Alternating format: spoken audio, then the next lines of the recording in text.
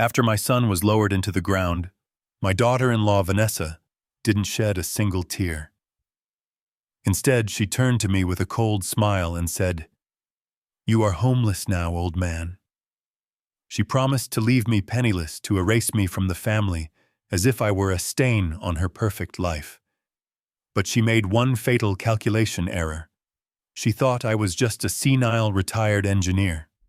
She didn't know that the lawyer holding my son's will was following my instructions, not hers. When he read the final clause of the testament, the color drained from her face so fast, she fainted right on the office floor. Because that clause didn't just leave her with nothing. It left her with a $50 million debt she could never repay. Before I tell you how I destroyed her greedy empire, please tell me in the comments where you are watching from. Hit like and subscribe if you believe that greed always comes with a price. My name is Albert Dunning, and I am 73 years old. I have built the foundations for some of the tallest skyscrapers in Chicago. Yet on that Tuesday afternoon at Oak Ridge Cemetery, I felt the ground beneath my own feet crumble into dust. The rain was relentless. It wasn't a soft drizzle, but a hard, punishing downpour that turned the cemetery grass into a slick, muddy mess. It felt as though the sky itself was trying to wash away the pain of burying my only son, Brandon. Most of the mourners had already retreated to their cars, eager to escape the weather and the uncomfortable reality of death. But I stood there, my hand gripping the handle of my cane so tightly my knuckles turned white. I watched the mahogany casket disappear into the dark earth. That box held my boy. My Brandon.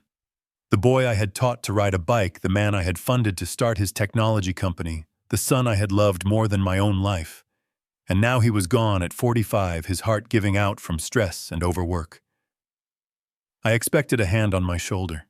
I expected a word of shared grief from the woman standing under the large black umbrella a few feet away. Vanessa, my daughter-in-law. She was dressed in an impeccable black designer coat that probably cost more than my first car. Her face was dry. Her makeup was perfect. There was no redness in her eyes, no tremble in her lip. She looked less like a grieving widow and more like a CEO waiting for a board meeting to conclude. The priest finished his final prayer. The workers stepped forward with shovels. That was the moment Vanessa finally moved. She didn't step toward the grave to throw a flower. She stepped toward me.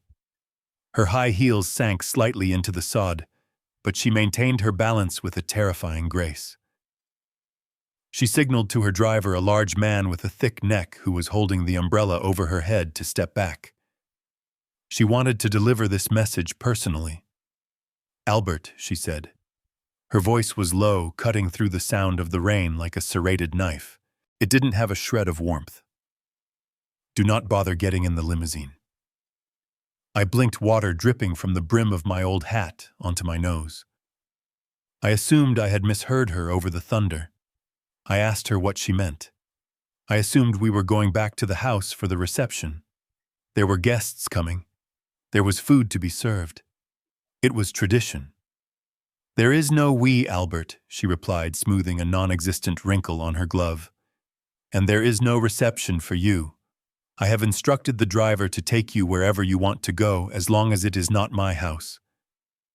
The words took a moment to register. "Your house," I repeated.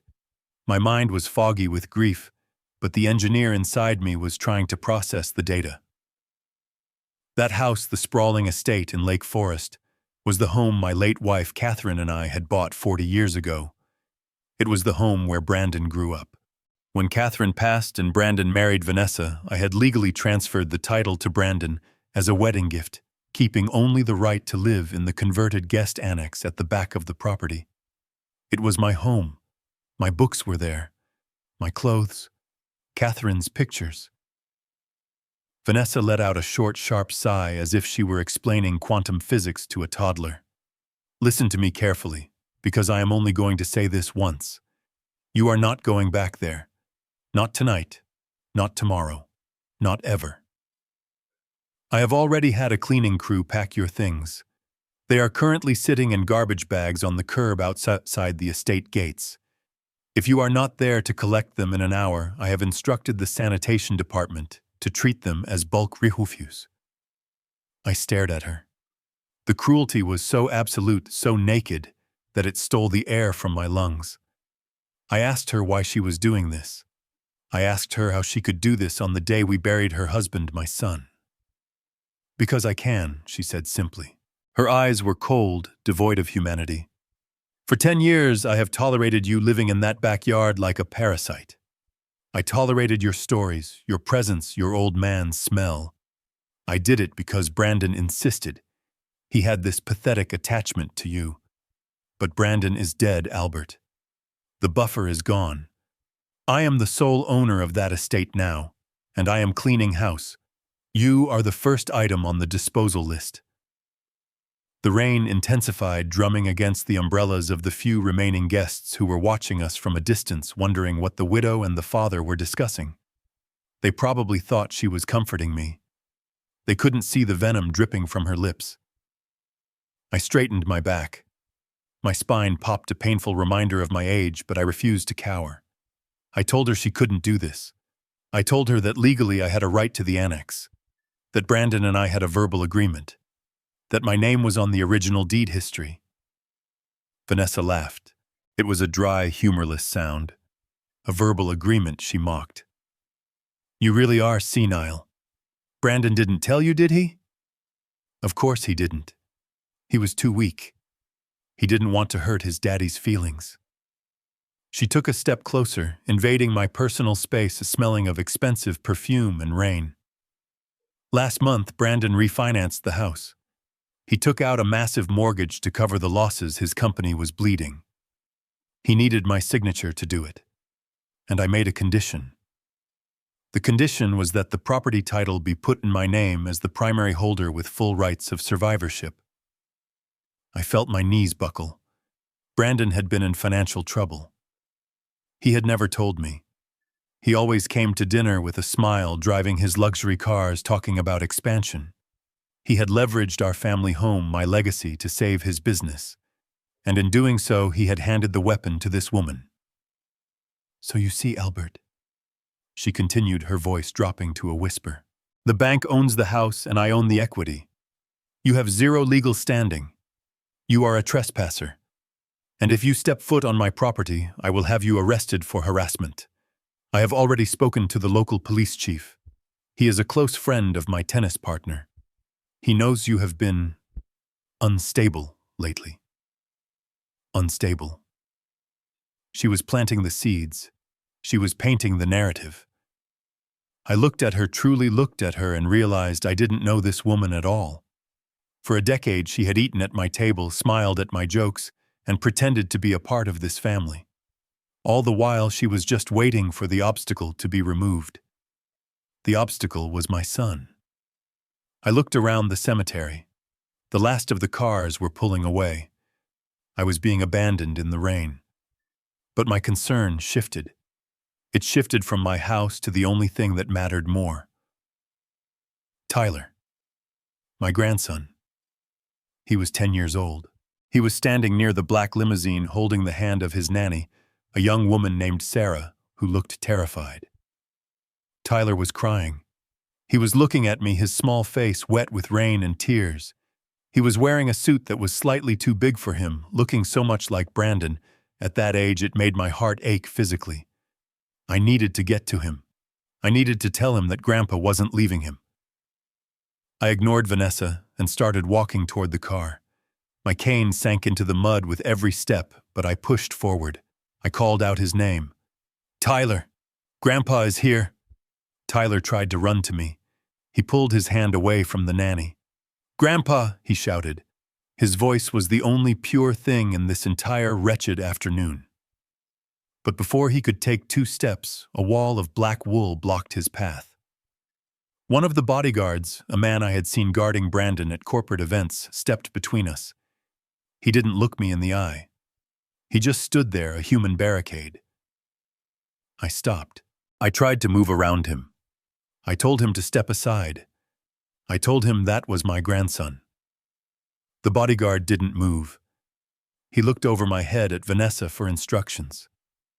"Get the boy in the car," Vanessa barked from behind me.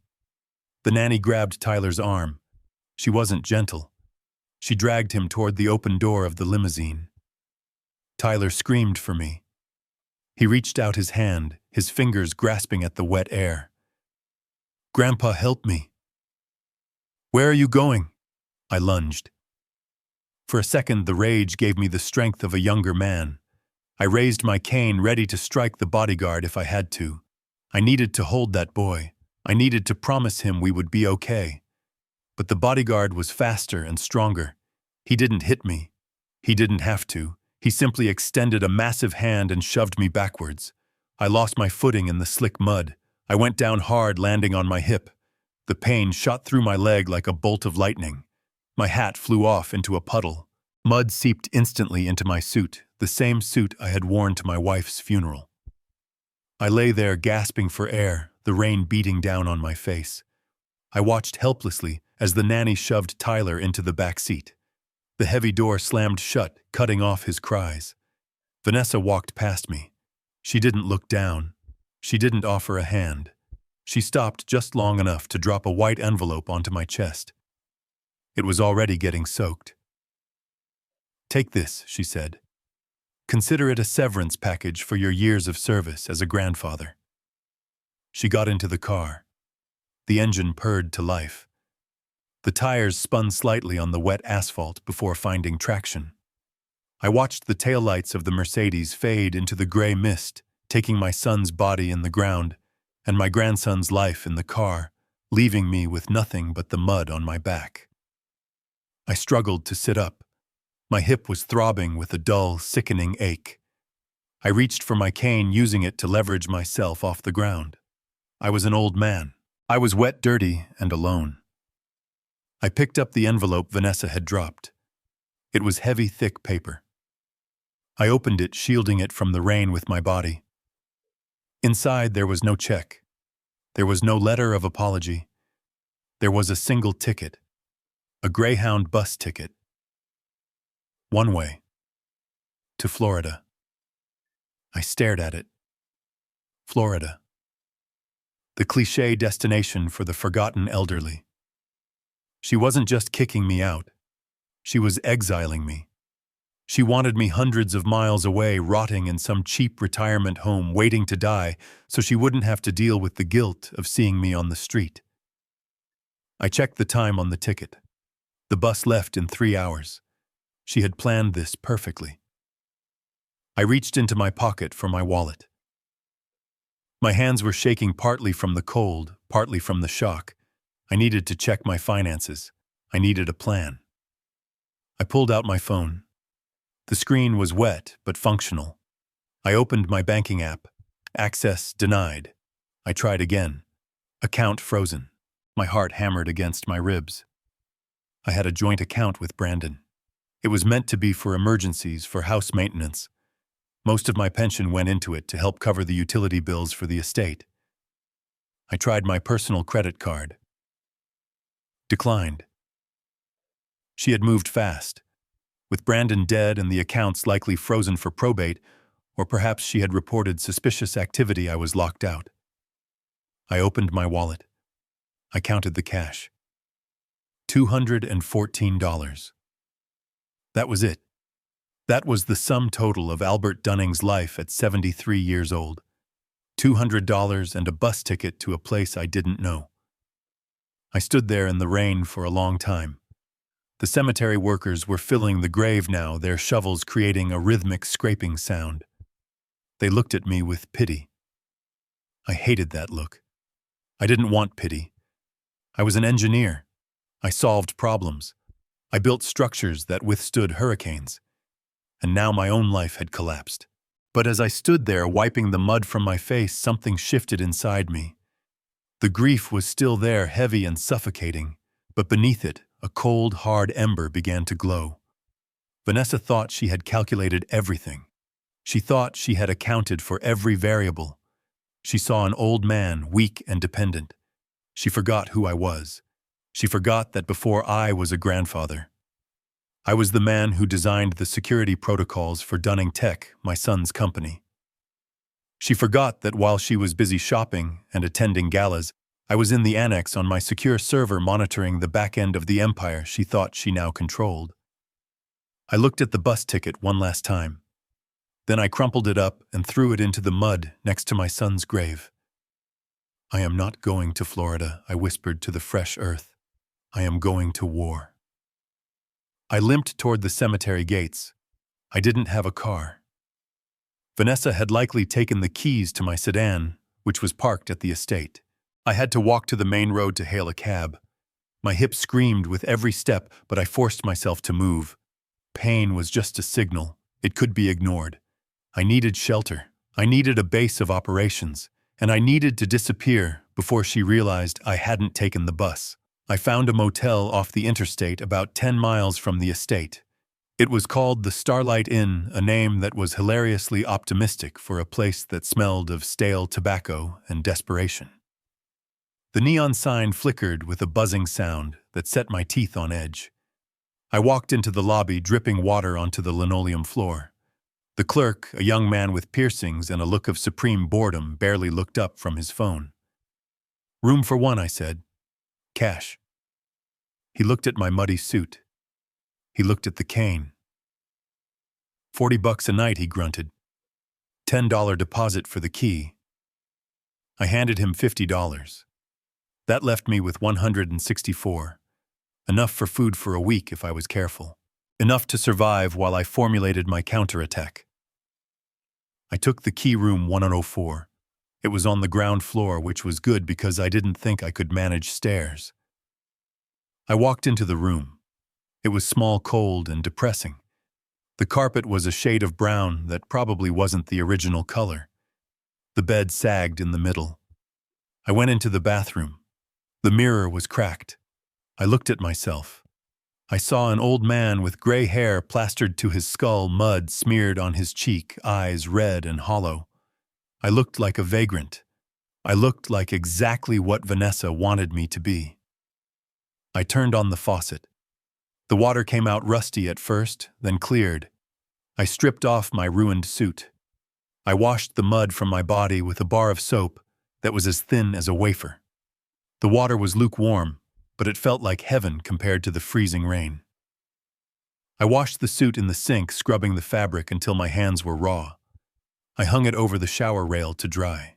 It was the only set of clothes I had. If I was going to fight legal battles, I needed to look presentable. I sat on the edge of the bed, wrapped in a thin towel. The silence of the room was heavy. This was my reality now. No home, no family, no money. I reached for the landline phone on the bedside table. I needed to call Radcliffe. Mr. Radcliffe was Brandon's corporate attorney, but he was also an old friend of mine from the days when we played golf at the club before I retired and became a recluse. Radcliffe was a shark. He knew where the bodies were buried because he had usually dug the holes. I dialed his office number from memory. It rang and rang. Finally, a voicemail picked up.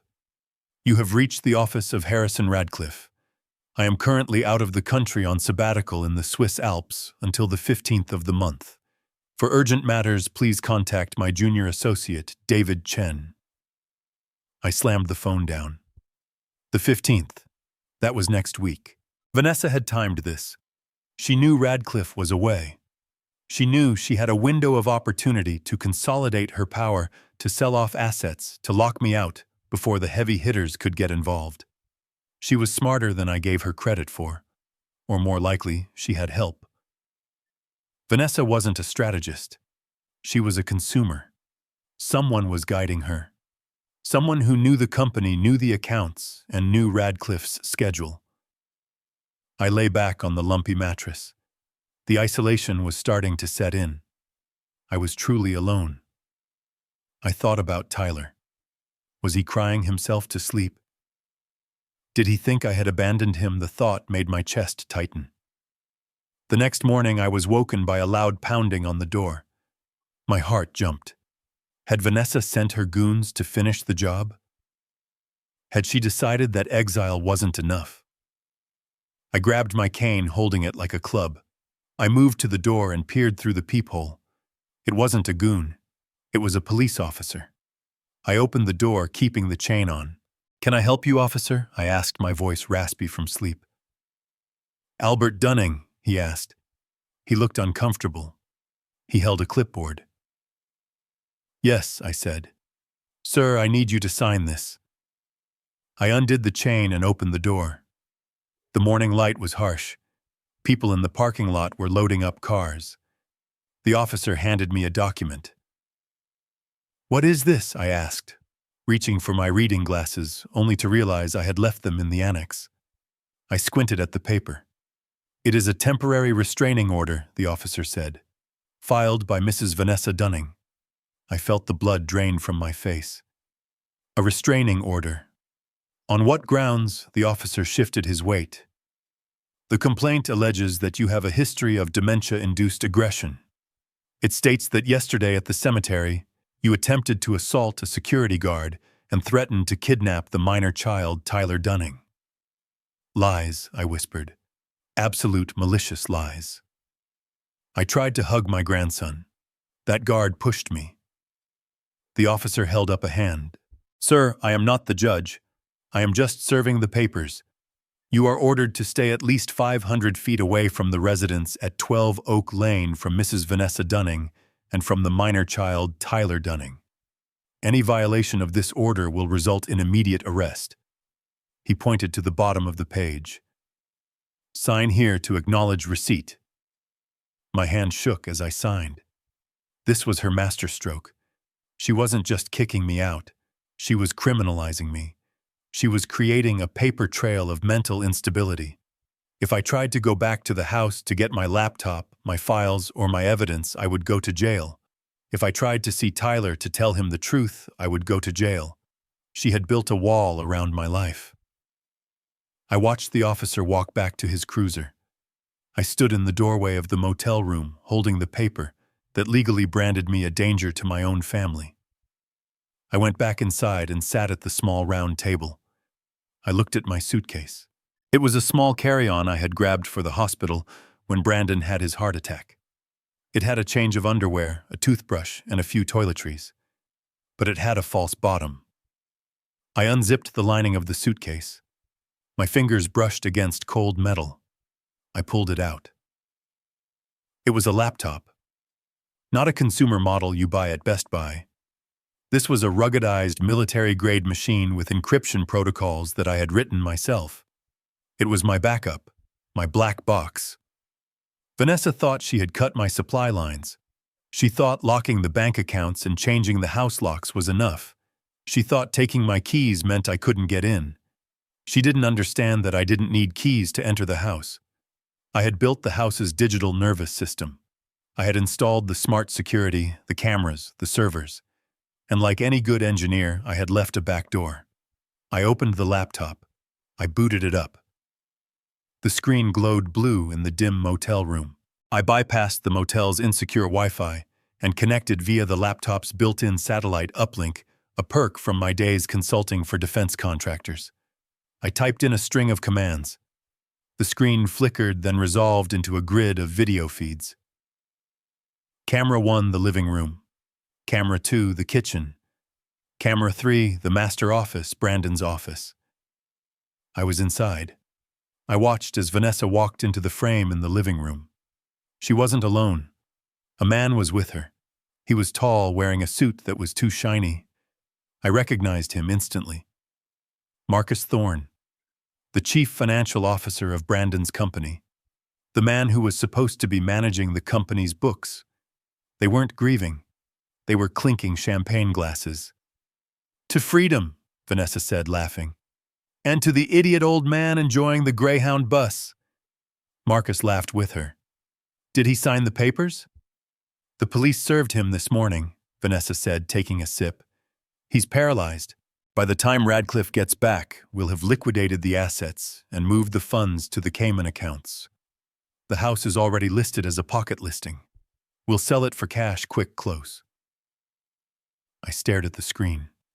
My hands weren't shaking anymore. They were steady. They were planning to liquidate the company, my son's legacy. They were going to sell the house, take the money, and run. And they were doing it together. The CFO and the widow. It wasn't just greed. It was a conspiracy. Then I saw something that made me stop breathing.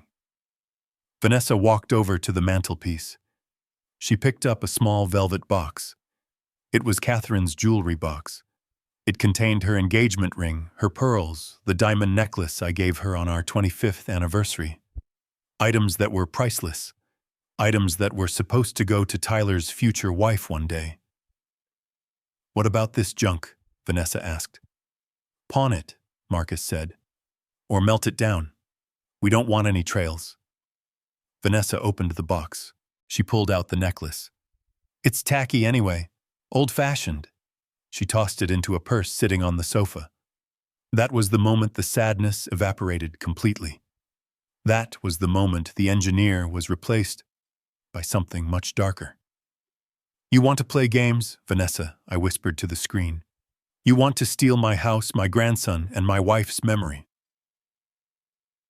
I cracked my knuckles. I pulled up the command terminal. "I am going to bring the entire roof down on your head, and you won't even see it coming." The neon sign of the Starlight Inn buzzed with a dying electrical hum that sounded exactly like my nervous system felt. It was a flickering red beacon in the middle of a desolate stretch of highway, the kind of place where people went to hide or to disappear.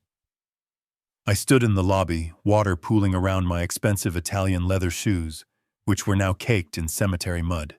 My hip was throbbing with a rhythm that matched the storm outside, a relentless reminder of the shove that had sent me into the dirt. I approached the front desk. Behind the bulletproof glass sat a young man who looked like he hadn't slept in days. He didn't greet me. He just slid a registration card through the slot. I filled it out with a shaking hand, my handwriting, usually precise and architectural looking, jagged and weak. I reached into my wallet and pulled out my credit card. It was a platinum card issued by the bank where I had been a preferred client for 30 years. It was the card I used for everything linked to the joint account I managed for the estate's maintenance. I slid it under the glass with a small sense of relief. At least I could pay for a warm bed. The clerk swiped it. He waited. He swiped it again. Then he looked at the screen and back at me with a dull, indifferent stare. "Declined," he said flatly. I felt a flush of heat rise up my neck, hotter than the shame of the fall at the cemetery. I told him to try it again. I told him there must be a mistake. I told him that Albert Dunning pays his bills. He didn't argue. He didn't offer sympathy. He just pointed to the little red message on his terminal. Card reported lost or stolen. Pickup requested. Vanessa. She hadn't just frozen the funds. She had reported the card stolen. She was actively erasing my identity, turning me into a thief in the eyes of the system. She knew I would try to use it. She wanted this exact moment to happen. She wanted me to feel the walls closing in. I took the card back before he could confiscate it, my fingers trembling. I opened my wallet again. The leather felt wet and slippery. I counted the bills. $214. That was it. That was the liquidity of a lifetime of hard work. I asked how much for a week. He gave me a number that would take half my cash. I paid for 2 nights instead. I needed to conserve capital. I needed to eat. I needed to survive long enough to fight back. Walking to room 104 felt like walking to the gallows. The door stuck in the frame, swollen from the humidity. When I finally shoved it open, the smell hit me. Stale cigarette smoke, industrial cleaner, and the faint underlying scent of mildew. It was the smell of rock bottom. I locked the door and engaged the deadbolt. It was a flimsy piece of metal that wouldn't stop a determined toddler, let alone a security guard, but it was the only barrier I had. I sat on the edge of the mattress. It sagged deeply in the middle, as if it were exhausted by the weight of all the failures that had slept there before me. I was cold, deeply, bone-chillingly cold. The mud on my suit had begun to dry, turning into a stiff, crusty shell that pulled at my skin every time I moved. This was my funeral suit. It was the suit I had worn to bury my wife Catherine 5 years ago, and today I had worn it to bury our son. Now it was ruined. I stood up and limped to the bathroom. The fluorescent light flickered on with a sickly green hue. I looked in the mirror and didn't recognize the man staring back. His hair was plastered to his skull. His eyes were rimmed with red. There was a smear of dark earth across his cheekbone like a bruise. I began to undress. It was a slow, humiliating process. My fingers were stiff with arthritis and cold, making the buttons of my shirt feel like impossible puzzles. When I finally peeled the jacket off, I saw the lining was stained brown. My trousers were heavy with water and grit. I turned on the faucet. The sink was porcelain, covered in a spiderweb of hairline cracks that looked like a map of a broken city. The water sputtered, then flowed lukewarm and smelling of iron. I didn't have detergent. I didn't have a brush. I grabbed the small bar of motel soap, the kind that smells like nothing and dissolves in minutes. I plugged the drain and filled the basin. I submerged my jacket. The water turned black instantly. I scrubbed. I scrubbed with a ferocity that surprised me. I wasn't just washing out mud. I was trying to wash away the memory of the bodyguard's hand on my chest. I was trying to scrub away the image of Tyler's face pressed against the limousine window. I was trying to clean off the feeling of Vanessa's gaze, that look of absolute triumphant contempt. The soap slipped from my hands. I scrubbed fabric against fabric until my knuckles were raw and bleeding. I was the former chief engineer of structural integrity for one of the largest firms in the Midwest. I had designed the load-bearing frameworks for buildings that housed thousands of people. I had commanded teams of hundreds. I had respect. I had dignity.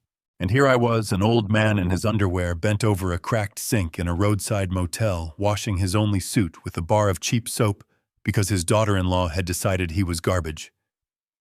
Tears finally came. They didn't come with sobs or wailing. They just leaked out of my eyes, hot and silent, mixing with the dirty water in the sink. It was the loneliness that broke me.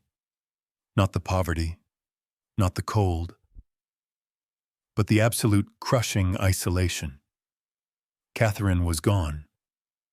Brandon was gone. Tyler was stolen. I rinsed the jacket and hung it over the shower rod. It dripped rhythmically onto the plastic floor. Drip, drip, drip. Like a clock counting down the seconds of my remaining life. I sat on the toilet lid, my head in my hands. I was shivering uncontrollably now. I needed warmth. I went back into the main room and crawled under the thin, scratchy blanket. I curled into a ball, trying to preserve my body heat. My stomach growled a hollow, painful sound. I hadn't eaten since breakfast. I thought about walking to the vending machine outside, but I couldn't bring myself to spend $2 on a bag of chips. $2 was 1% of my net worth. I had to be strategic. I had to think like the engineer I was. But as I lay there in the dark, watching the headlights of passing trucks slice across the ceiling, the engineer was silent. All I could hear was the voice of fear. What if I couldn't get the house back? What if I never saw Tyler again? What if this room was it? What if this was how the story of Albert Dunning ended? I closed my eyes, but sleep wouldn't come. The anger I had felt at the cemetery had cooled into a hard, dense knot in my stomach. Vanessa thought she had stripped me of everything. She thought by taking my home and my money, she had taken my power. She was wrong. I rolled over and looked at my suitcase sitting in the corner.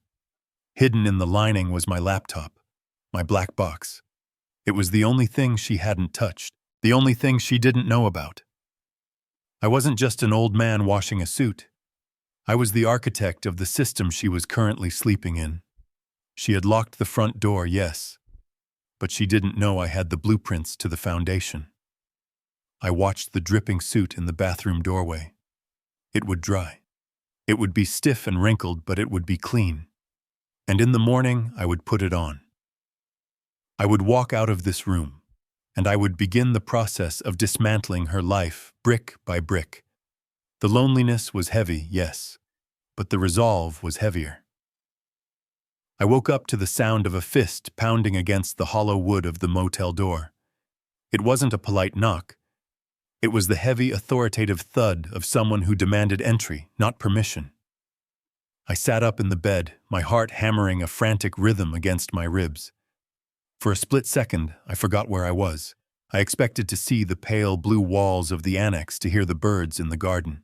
Then the smell of stale tobacco and industrial cleaner hit me, and the reality of the Starlight Inn came rushing back. I glanced at the window. The thin curtains were glowing with the harsh gray light of a cloudy morning. The pounding came again, louder this time. "Police, open up!"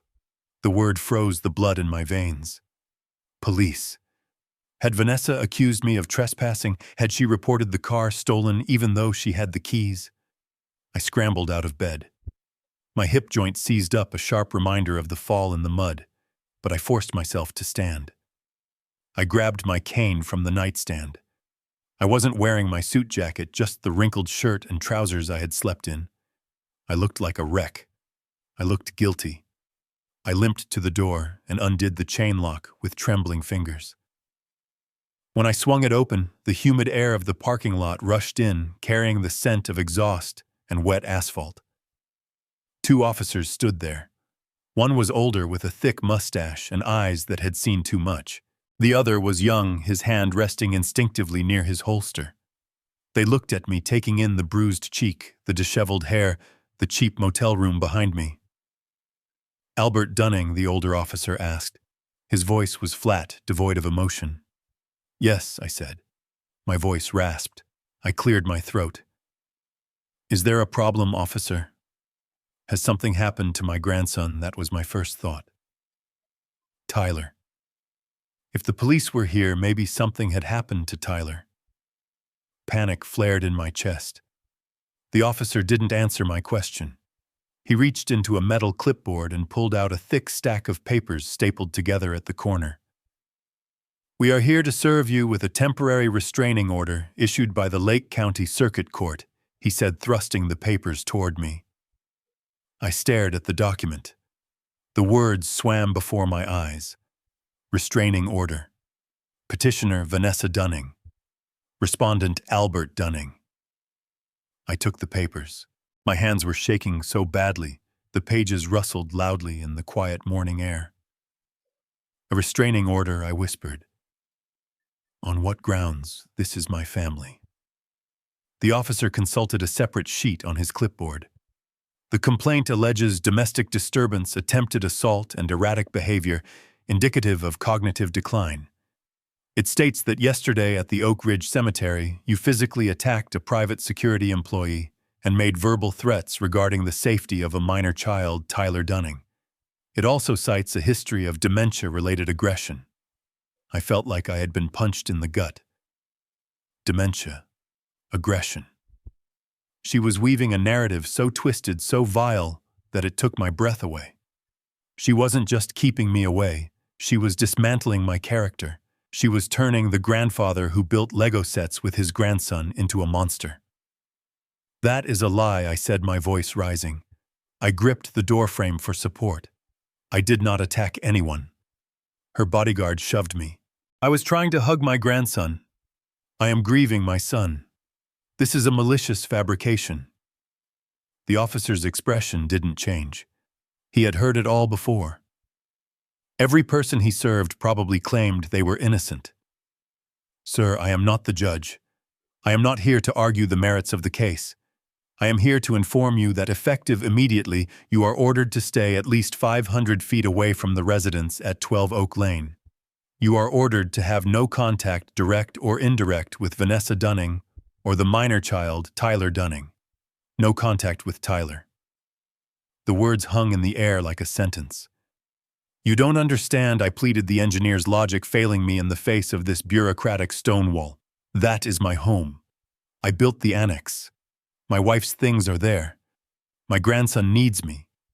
You cannot just ban me from my own life based on the word of a woman who is trying to steal my inheritance." The younger officer stepped forward slightly. "Sir, if you are found within the exclusion zone, you will be arrested. If you try to call them, you will be arrested. If you try to send a message through a third party, you will be arrested. Do you understand?" I looked at him. He was young enough to be Brandon's son. He thought he was protecting a vulnerable widow and child from a crazy old man. He didn't see the truth. He didn't see that he was the weapon Vanessa was using to pull the trigger. I looked back at the older officer. "I need to get my belongings," I said, my voice breaking. "My clothes, my records." "The order states that personal effects have been removed from the premises," the officer said. "You are not to return to the property for any reason. If you wish to contest this order, there is a court date scheduled in 14 days. Until then, the order stands. Sign here to acknowledge receipt." He held out a pen. I looked at it. If I signed, I was accepting this reality. If I didn't sign, they would probably arrest me for resisting. I was trapped. It was a legal checkmate. I took the pen. I pressed it against the paper. The ink didn't flow at first, as if even the pen was rejecting this injustice. I scribbled my signature. It looked jagged, angry. The officer took the clipboard back. He tore off a pink carbon copy and handed it to me. "Keep this on you," he said. "Have a nice day, sir. Have a nice day." The absurdity of the phrase was almost laughable. They turned and walked back to their cruiser, their boots crunching on the gravel. I stood in the doorway, holding the pink slip of paper that legally erased me from my grandson's life.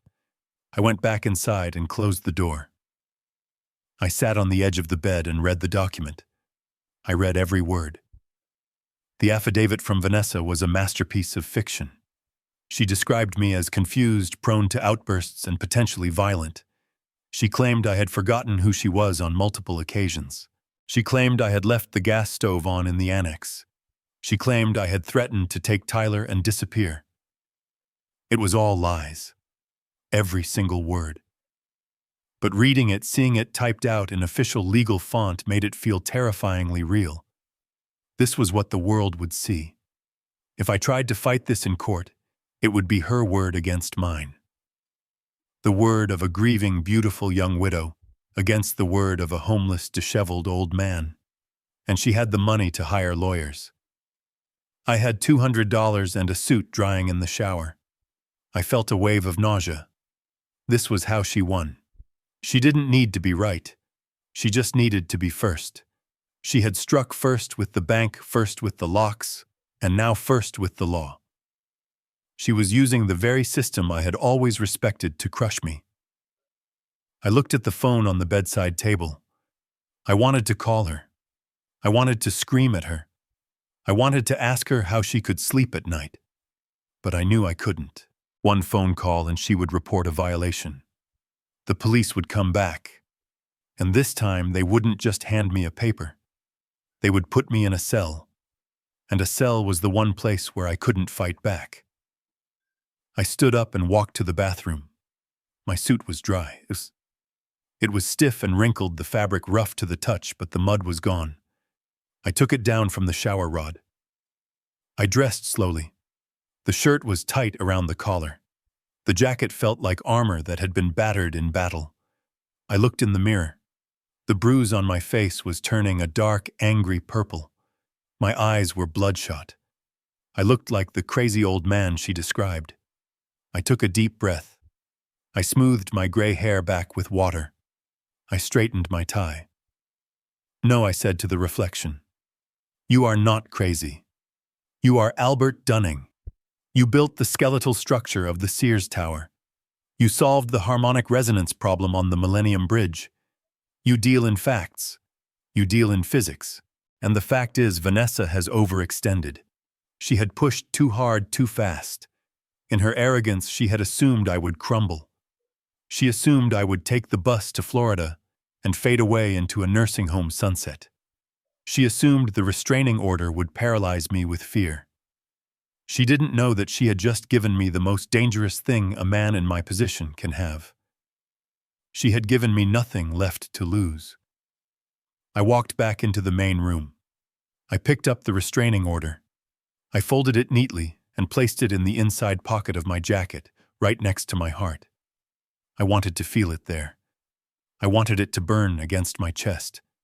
It would be my fuel. I looked at the laptop hidden in the suitcase. I couldn't stay here. The police knew where I was. If Vanessa decided to escalate, if she decided to plant evidence or send someone to provoke me, this motel room was a trap. I packed my few belongings. I put the laptop back in the false bottom. I grabbed my cane. I walked to the front desk to check out. The sleepy clerk was gone, replaced by an older woman with a cigarette hanging from her lip. Checking out early, she asked, smoke curling around her words. Yes, I said. She didn't ask why. She just took the key. I walked out into the parking lot. The rain had stopped, but the sky was still a bruised gray. I needed to move. I needed to find a place where I could work, a place where I could disappear. And I needed to find the one person who might still talk to me. I started walking toward the highway. 500 feet. That was the distance. But my reach was global. She had banned my body from the house, but she had forgotten that I held the digital keys to the castle. And tonight, the castle was going to start having some very serious technical difficulties. The waitress at the diner poured coffee into my mug with a look of exhausted indifference that matched my own. I sat in a booth with cracked red vinyl seats, my suitcase tucked under the table against my legs. I had ordered dry toast and black coffee. It cost $4. I was bleeding cash just to exist. I pulled out my phone. It was my lifeline, or at least I hoped it was. I needed allies. I needed someone who remembered Albert Dunning not as the crazy old man in the mud, but as the man who solved the wind shear problem on the Spire project. I scrolled through my contacts. Most of them were dead or in assisted living, but there were a few left. Men of influence. Men who owed me favors. I dialed the number for George Henderson. George was a senior VP at the bank where I had kept my accounts for 40 years. We had played poker every Friday night for a decade. He knew me. He knew I was sharp. The phone rang twice. Albert George's voice came through the speaker. It sounded tight. Guarded. George, I said, keeping my voice steady. I am in a bit of a situation. Vanessa has locked me out of the joint accounts. She has filed a restraining order based on lies. I need you to unfreeze my personal assets. I need access to my liquidity. There was a long pause on the line.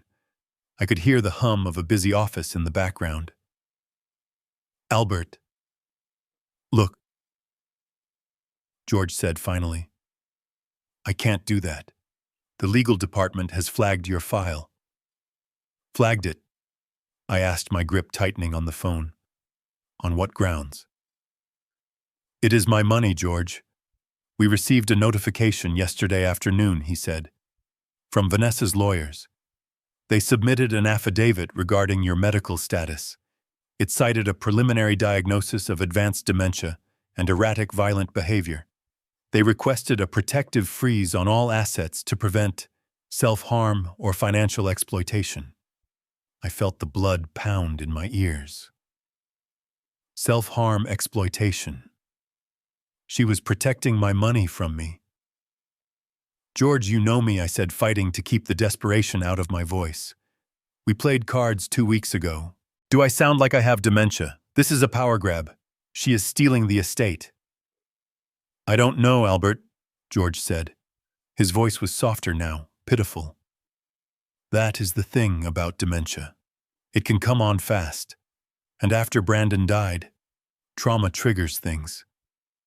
Vanessa sent us the police report from the cemetery. She said you attacked a guard. She said you were screaming about things that weren't there. She lied, George, I shouted. The diner went silent. People turned to look at the disheveled old man yelling at his phone. I lowered my voice to a hiss. She is lying to steal the inheritance. I can't get involved, Albert George said. His tone was final. Until the court appoints a guardian or clears your status, the freeze stays. I am sorry. Really. But my hands are tied. The line went dead. I stared at the phone. George was gone. My oldest financial ally had folded because of a piece of paper and a lie. I didn't stop. I couldn't stop. I dialed Bill Masterson. Bill was the former CEO of the engineering firm I had helped build. He was retired now, living on a ranch in Montana, but he still had pull. He could lend me money. He could get me a lawyer who wasn't on vacation in the Alps. Bill picked up on the first ring. Al, is that you? Yes, Bill, I said. I am in trouble. I know, Bill said. I got the email. I froze. What email? The one Vanessa sent out to the entire company alumni list this morning, Bill said. It was very touching, Al. She wrote about how heartbroken the family is over Brandon and how tragic it is that his death pushed you over the edge. She asked for privacy and understanding while they look for a suitable long-term care facility for you. She warned us that you might reach out, that you might be paranoid or confused. My stomach dropped. She hadn't just blocked the bank. She had burned the entire bridge. She had preemptively assassinated my character to everyone I had ever known. Bill, listen to me, I said. I am not confused. I am not paranoid. She is trying to commit me so she can liquidate Brandon's company without oversight. Al, Bill sighed. It sounds like you are having a rough time. Vanessa said you might say things like this. She said you have developed a persecution complex. Look, if you need a place to stay, I can call a facility near here. I know the director. They treat people well. I didn't say goodbye. I ended the call. I put the phone down on the table. It felt heavy like a brick. I looked around the diner. The faces were blurry. The noise was a distant buzz. I was completely, utterly isolated. She had done it. In 24 hours, Vanessa had stripped me of my home, my money, my family, and now my reputation. To the world, I was no longer Albert Dunning, the brilliant engineer. I was Albert Dunning, the sad, senile old man who had lost his mind with grief. If I walked into a police station now, they would see a crazy man. If I walked into a law firm, they would check my credit and see the freeze. If I called a friend, they would hear the paranoia she had warned them about. She had built a cage out of words and locked me inside it. I looked at my hands. They were spotted with age, but they were steady. I looked at the reflection in the dark window of the diner. They all thought I was finished. George, Bill, Vanessa. They thought the game was over because they had taken away my pieces. But they forgot one thing. They forgot that I wasn't just a player. I was the one who built the board. I picked up a napkin and wiped my mouth. I finished the cold coffee. It tasted bitter like the truth. I didn't need George. I didn't need Bill. I didn't need their pity or their doubt. I reached down and patted the suitcase under the table. I had my laptop. I had my skills. And I had something Vanessa didn't have. I had the admin passwords. I paid for the toast with a $5 bill. I walked out of the diner. The sun was trying to break through the clouds, casting long, sharp shadows across the pavement. I wasn't going to make any more calls. I was done asking for help. It was time to stop acting like a victim and start acting like an engineer. If the system was broken, you didn't complain about it. You hacked it, you dismantled it, and you rebuilt it to serve your purpose. I hailed a cab. Take me to the public library, I said. The driver nodded. I settled into the seat. Vanessa wanted a crazy old man, fine. I would give her something crazy. I would give her a ghost in the machine. And by the time she realized I was haunting her, she would already be buried in the rubble of her own lies. I sat in the quiet corner of the public library, surrounded by the smell of old paper and the hushed whispers of students. To the librarian who had watched me limp in, I was just a disheveled old man, seeking refuge from the cold, clutching a battered suitcase that looked like it had been pulled from a dumpster. She probably thought I was there to sleep or to use the restroom to wash up. She didn't know that inside that suitcase lay the weapon that would dismantle the life of the woman who had thrown me away. I unzipped the lining of the suitcase. My fingers brushed against the cold, familiar metal of the false bottom. Vanessa had tossed my belongings onto the curb because they looked worthless to her. She saw old clothes and books. She didn't see the black, ruggedized laptop case hidden beneath the lining. She didn't know it existed. I pulled it out. It was heavy, a dense slab of magnesium alloy and military-grade polymer. It wasn't a sleek consumer toy. It was a tool. I opened the lid and pressed the power button. The screen didn't flash a colorful logo. It booted instantly into a stark command line interface, white text scrolling rapidly against a black background. Vanessa thought I was just a retired structural engineer. She thought I spent my days reading newspapers and napping in the annex. She knew I had helped Brandon start his company Dunning Tech, but she thought my contribution was money. She didn't know that I was the chief engineer. She didn't know that before I retired I had designed the entire cybersecurity architecture for the company.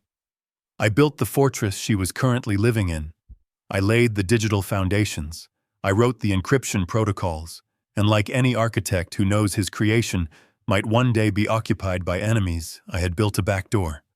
I typed in a string of code that I hadn't used in 5 years. The library's public Wi-Fi was insecure, a playground for amateurs, so I bypassed it, completely engaging the laptop's built-in satellite uplink. The connection bar turned green. I was live.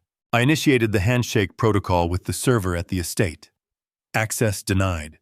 Administrator credentials invalid. I allowed myself a dry, humorless smile. Of course. Vanessa or her lover, the CFO, had changed the passwords. They thought that by changing the locks on the front door, they were safe. They didn't realize I could walk through the walls. I executed the override command. This was the skeleton key, a root-level access code hardwired into the BIOS of the system itself. It was undetectable by standard security software because it mimicked system diagnostic traffic. Processing.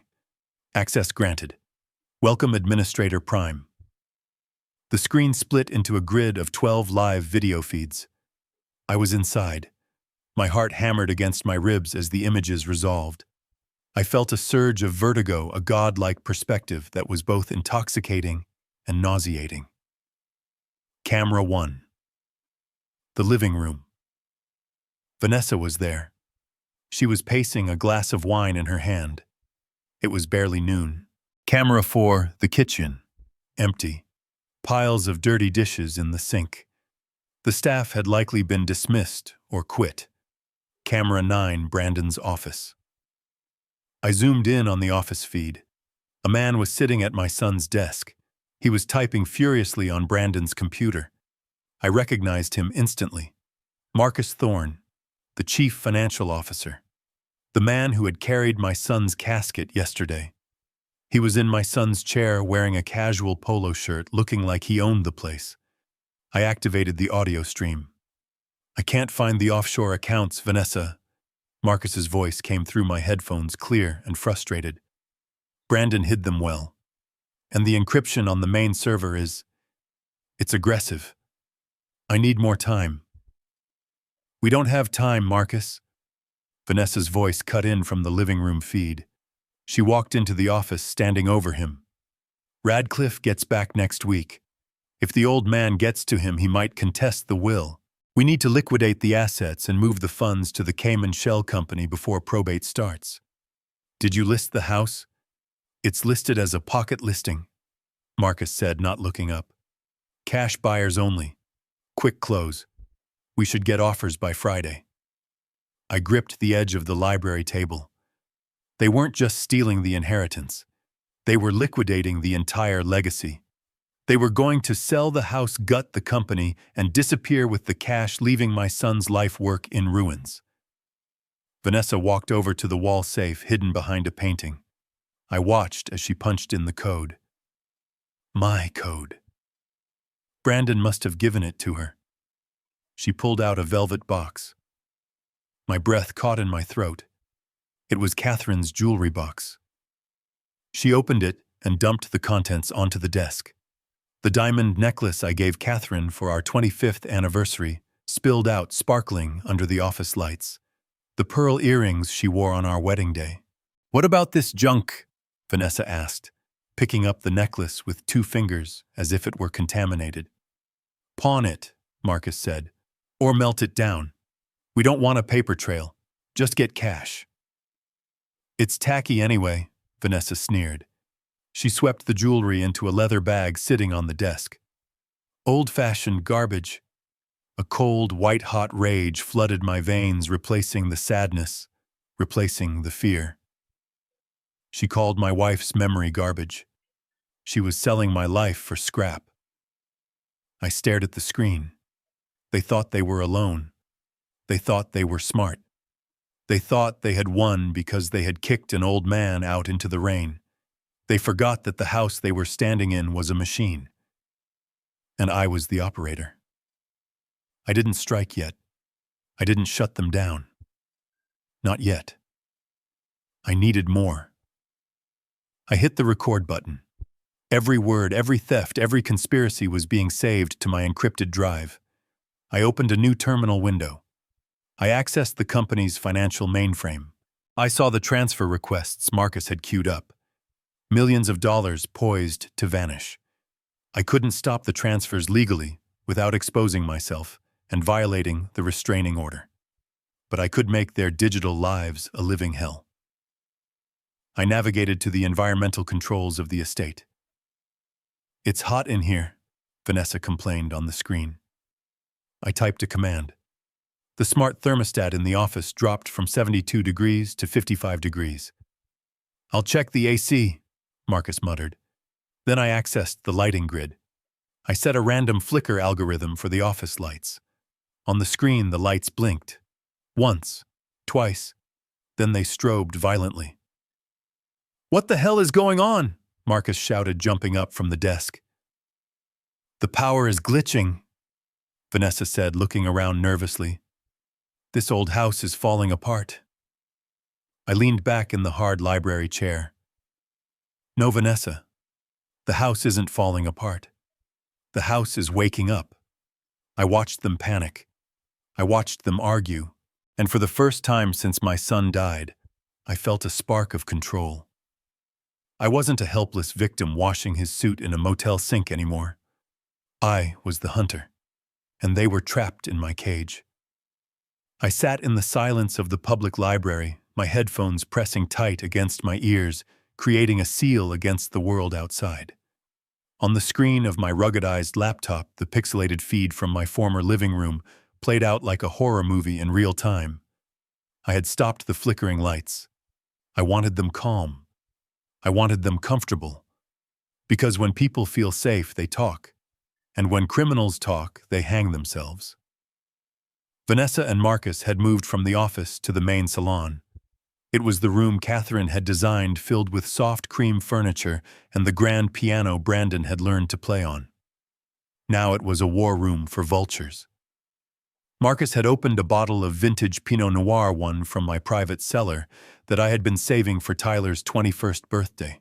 He poured 2 glasses with a casual arrogance that made my fists clench on the library table. I turned up the volume gain on the microphone array, hidden in the crown molding. The audio was crystal clear. "To the end of an era," Marcus said, raising his glass. "And to the beginning of ours." Vanessa clinked her glass against his. "To us," she purred. "Finally." "God." "Marcus, do you know how exhausting it was playing the grieving widow for the last 48 hours? My face actually hurts from frowning." Marcus laughed, taking a long swallow of the wine. "You deserve an Oscar, babe. The way you handled the old man at the cemetery, brutal, but necessary. He is like a cockroach." Vanessa sighed, kicking off her heels and curling her legs onto the sofa. "You have to step on him hard, or he just keeps scuttling back. But with the restraining order and the bank freeze, he is done. He is probably halfway to Florida by now, crying into a Greyhound toilet. I watched them. I watched the way Marcus sat too close to her. I watched the way his hand rested possessively on her knee. This wasn't a new development. The ease of their intimacy, the shared inside jokes, the synchronized cruelty, this had been going on for a long time. My son hadn't even been cold in the ground for a day, and they were celebrating. It dawned on me with a sickening lurch that this affair likely predated Brandon's heart attack. Perhaps the stress of it, the suspicion of it, was what had killed him. But the worst was yet to come. "So what is the timeline?" Vanessa asked, swirling the wine in her glass. "I want out of this mausoleum. It smells like old people and failure." "We accept the cash offer on the house by Friday," Marcus said, loosening his tie. "We take 30% below market value for a 7-day close. That gives us $2 million liquid. Then I trigger the clause in the company bylaws to dissolve the board due to the CEO's death. We sell the patent portfolio to that shell corporation in Zurich I set up." "And the taxes?" Vanessa asked. Marcus smirked. "What taxes? The shell corp is owned by a trust in the Caymans. We declare the company insolvent here, write off the assets as a loss, and the money reappears in your offshore account tax-free. By the time the IRS audits Dunning Tech, we will be sipping espressos on the Amalfi Coast." I typed furiously, logging every detail, every timestamp. Patent portfolio, Zurich, Caymans.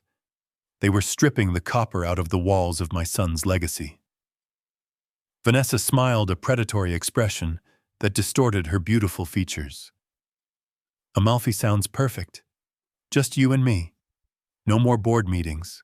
No more pretending to care about structural engineering. And definitely no more visiting hours at the hospital." She paused, taking a sip of wine. Her expression darkened slightly. "But what about the baggage?" Marcus asked. "The kid," Vanessa said. "Tyler." My breath hitched. The library faded away. There was only the screen. Marcus shrugged. "He's 10. He's resilient." "What is the nanny's name, Sarah?" "Yes," Vanessa said, waving her hand dismissively. "She's obsessed with him. It's pathetic, really." "Perfect," Marcus said. "We fire the rest of the staff, but we keep Sarah. We pay her a 6-month severance bonus to take full custody. We tell her we are going on a grief retreat to Europe for mental health reasons. We leave the kid with her." "And after 6 months?" Vanessa asked. "We extend the trip," Marcus said. "Or we put him in that boarding school in Switzerland. The one that doesn't have breaks. We send a check once a month. Out of sight, out of mind. He is the heir technically, but he is a minor. You are the trustee. You control the money until he is 25. By then, there won't be any money left." Vanessa laughed. It was a cold, tinkling sound.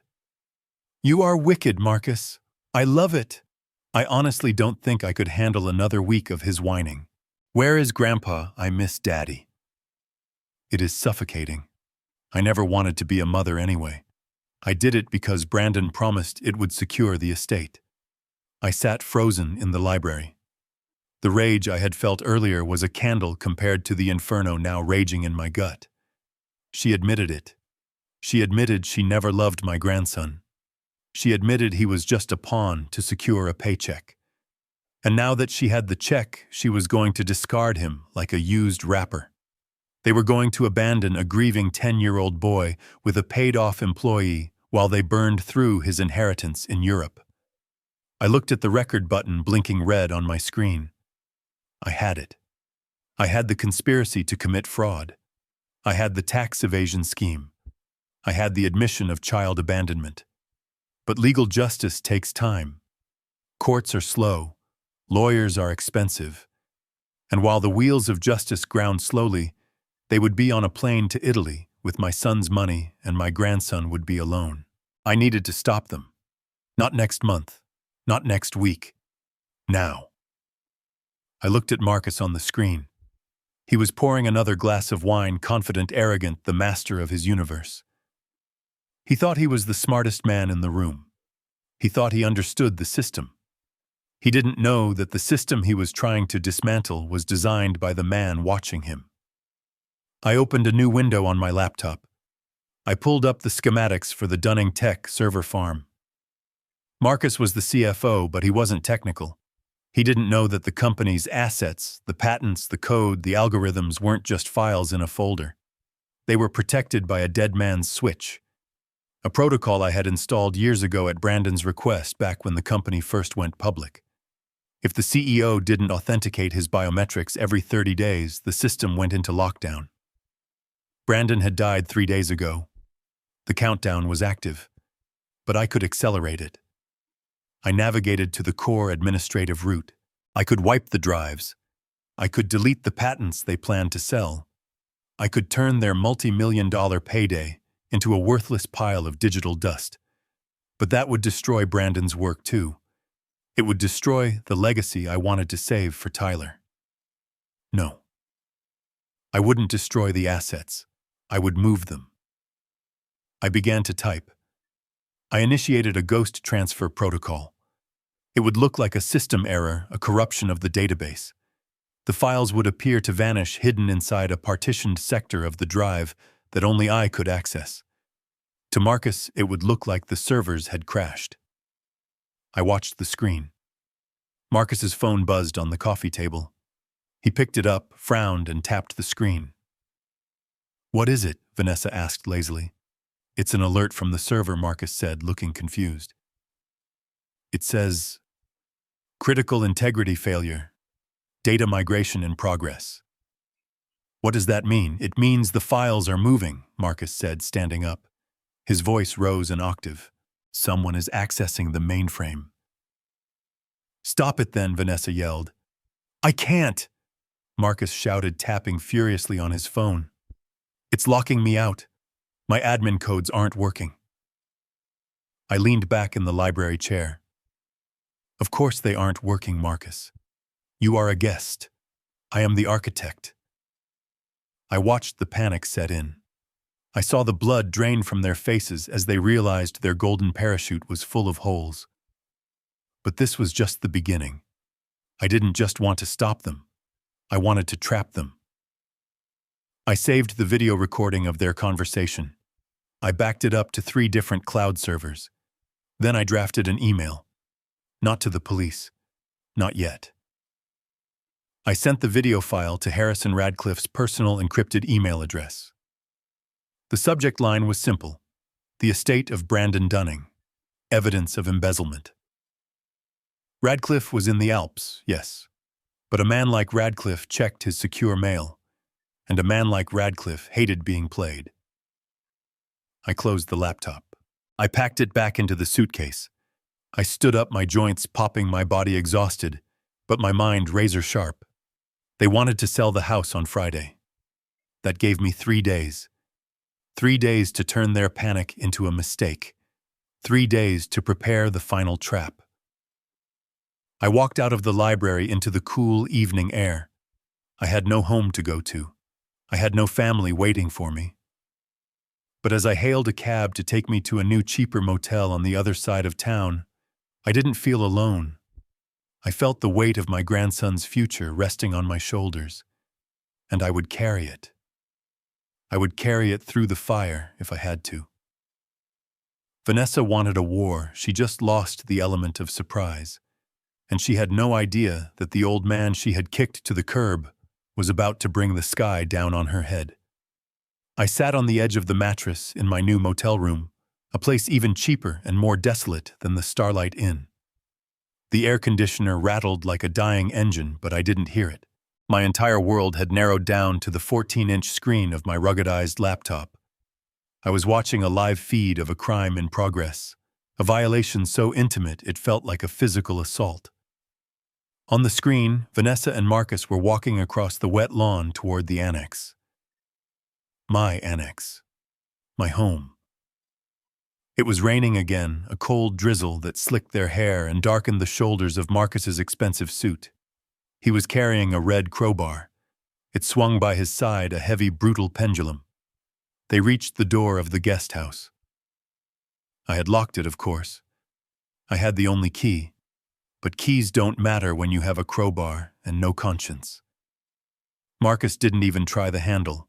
He jammed the flat end of the bar into the doorframe right near the deadbolt. I winced as if he had struck me. I had installed that door myself. It was solid oak stained by my own hands. I watched as he put his weight into it. The wood groaned.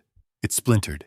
With a loud crack that transmitted clearly through the microphone I had hidden in the porch light, the frame gave way.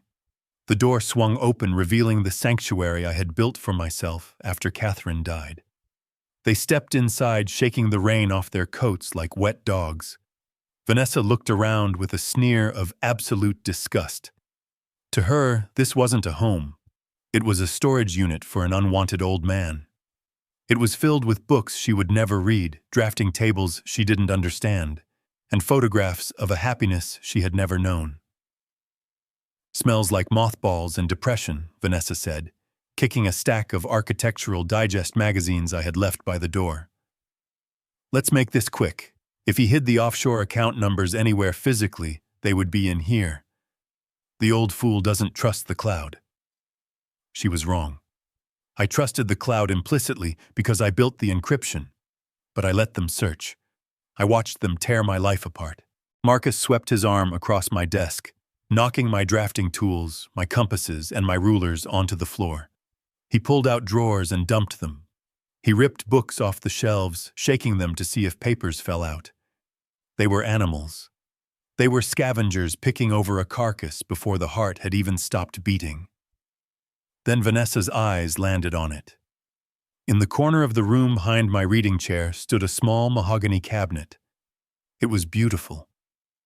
I had made it for Catherine on our 10th anniversary.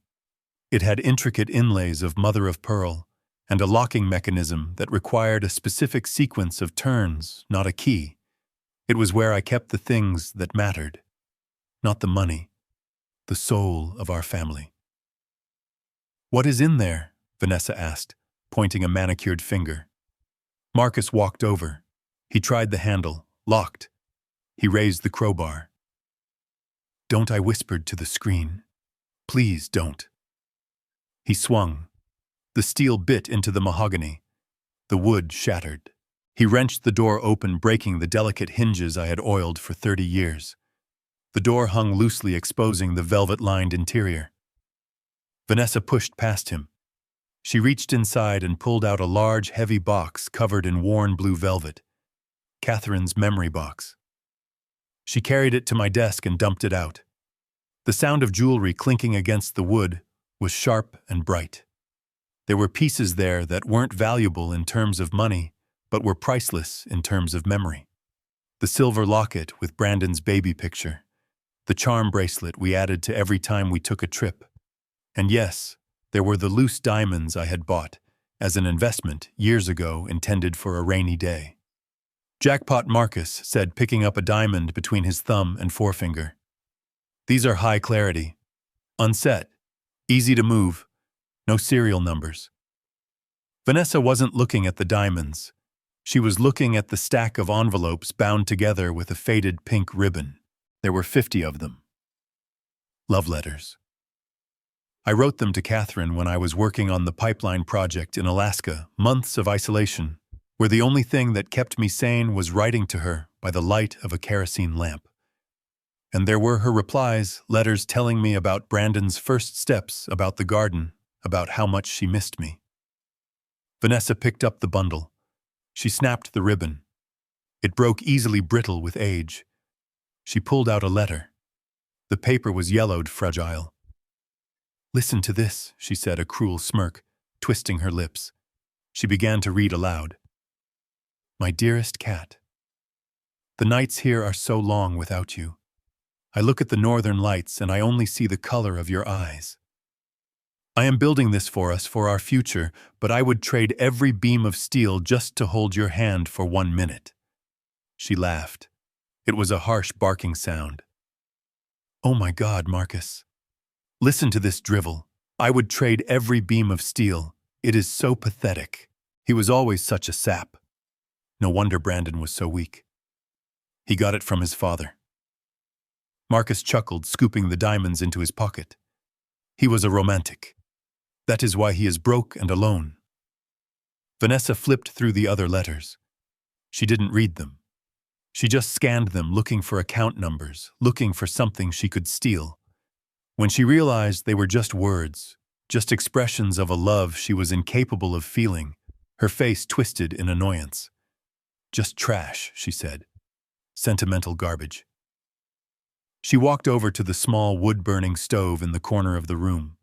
It was cold, but there was a stack of kindling next to it and a box of matches on the mantel. I watched my breath caught in my throat, my heart hammering a frantic warning against my ribs. No, she wouldn't. Even she had limits. Even a monster understands the sanctity of memory. Vanessa struck a match. The flame flared to life, illuminating the hollow planes of her face. She opened the stove door. She tossed the first letter inside. Then she lit the kindling. The dry wood caught instantly. The fire crackled hungry and bright. I watched the yellow paper curl. I watched my own handwriting turn black and crumble into ash. I watched the words I had written 40 years ago, words of hope and longing, disappear forever. One by one, she tossed them in. She did it casually, like she was throwing away junk mail. She didn't even look at them. She threw in the letter about Brandon's first birthday. She threw in the letter about the day we paid off the mortgage. She threw in the letter Catherine wrote to me from her hospital bed, the one she hid for me to find after she was gone. "Burn, you old useless things," she muttered. Cleaning house. I sat in that motel room staring at the screen. My hand was gripping a cheap plastic cup of water I had poured from the bathroom tap. I was squeezing it. I didn't realize how hard. I felt a sudden sharp pop. The plastic shattered in my grip. Water exploded over my hand, cold and shocking. A jagged shard of plastic sliced into my palm. I looked down. Blood welled up dark red against the white plastic, mixing with the water dripping onto the dirty carpet. I didn't feel the pain. The physical sensation was miles away. All I could feel was the fire in that stove. It was burning inside me. It was consuming the grief. It was consuming the hesitation. It was consuming the man I used to be. Albert Dunning. The grieving father died in that moment. Albert Dunning, the gentle grandfather, turned to ash along with those letters. What remained was something else entirely. Something cold. Something precise. Something that operated on pure mathematical retribution. Vanessa hadn't just stolen my property. She hadn't just insulted me. She had desecrated the only thing I had left of my wife. She had declared that my life, my love, and my memories were trash to be burned to keep her warm while she stole my money. She wanted the diamonds fine. She could have the diamonds. They were just rocks, carbon and pressure. But she had made a mistake. She had assumed that because I was old, I was harmless. She assumed that because I loved deeply, I was weak. I watched the last letter turn to gray dust. Vanessa dusted off her hands, satisfied. She turned back to Marcus, smiling. "Now that the trash is taken care of, let's go find that safe in the wall." I opened a new command terminal on my screen. My hand was bleeding, leaving smears of red on the keyboard, but I didn't stop to bandage it. The pain focused me. I looked at the code for the main server array at Dunning Tech, the company my son built, the company I engineered. There was a protocol I had written years ago. It was a failsafe, a nuclear option designed to prevent corporate espionage or hostile takeovers by foreign entities. We called it the dead man's switch. If activated, it didn't just lock the system. It inverted the ownership protocols. It recalled all intellectual property licenses to the original creator. It stripped the company of its right to use the code that made its products work. It essentially turned a billion-dollar company into a shell company selling paperweights. I had never intended to use it. It was a doomsday weapon. But doomsday had arrived. It had walked into my annex wearing designer heels and burned my wife's letters. I typed in the sequence. It was long, complex, and required a biometric confirmation. I placed my bloody thumb on the scanner. Identity confirmed.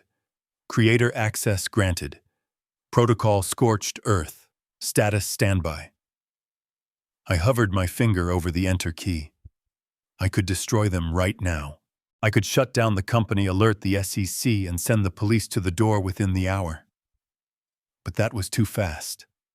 That was too merciful. If I struck now, they would claim ignorance. They would blame it on a glitch.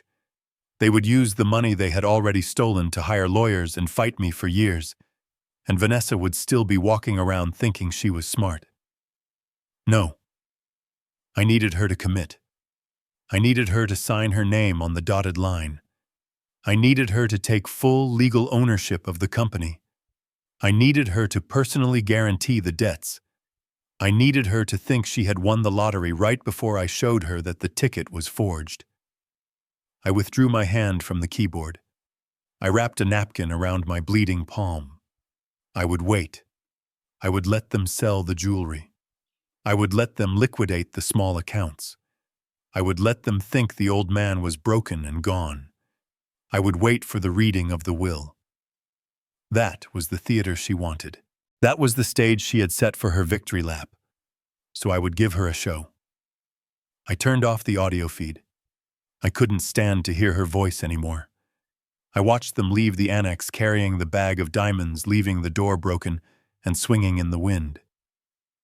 You enjoyed the fire, Vanessa, I whispered to the silent room. You like burning things. Well, get ready. Because I am about to burn your entire world down around your ears, and I won't even need a match. The coffee at the truck stop diner on Route 41 tasted like burnt rubber and regret, but it was hot, and the booth in the back corner offered a clear view of the parking lot without being visible from the entrance. I sat with my back against the wall, my hat pulled low, watching every car that pulled off the highway. I was a fugitive in my own town, a man with a restraining order hanging over his head like a guillotine blade. If a patrol car rolled into that lot, if a deputy decided to run my name, I would be in a cell before I could finish my toast. But I had to take the risk. I had sent the encrypted video file to Harrison Radcliffe 12 hours ago. I hadn't slept since. I just watched the inbox on my secure phone, waiting for a sign that the old shark had smelled the blood in the water. At 8:00 a.m. sharp, a gray sedan pulled into the lot. It wasn't the flashy Bentley Radcliffe usually drove to the country club.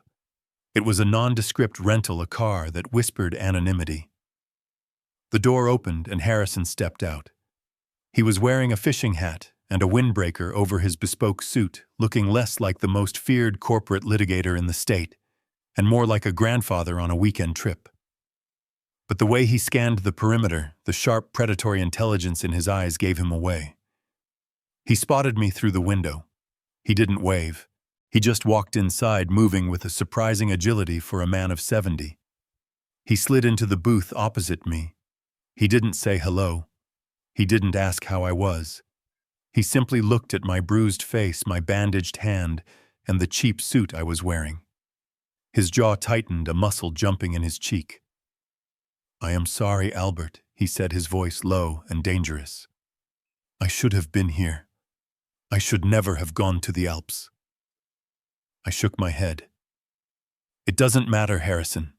You are here now. Did you see the video? I saw it, he said.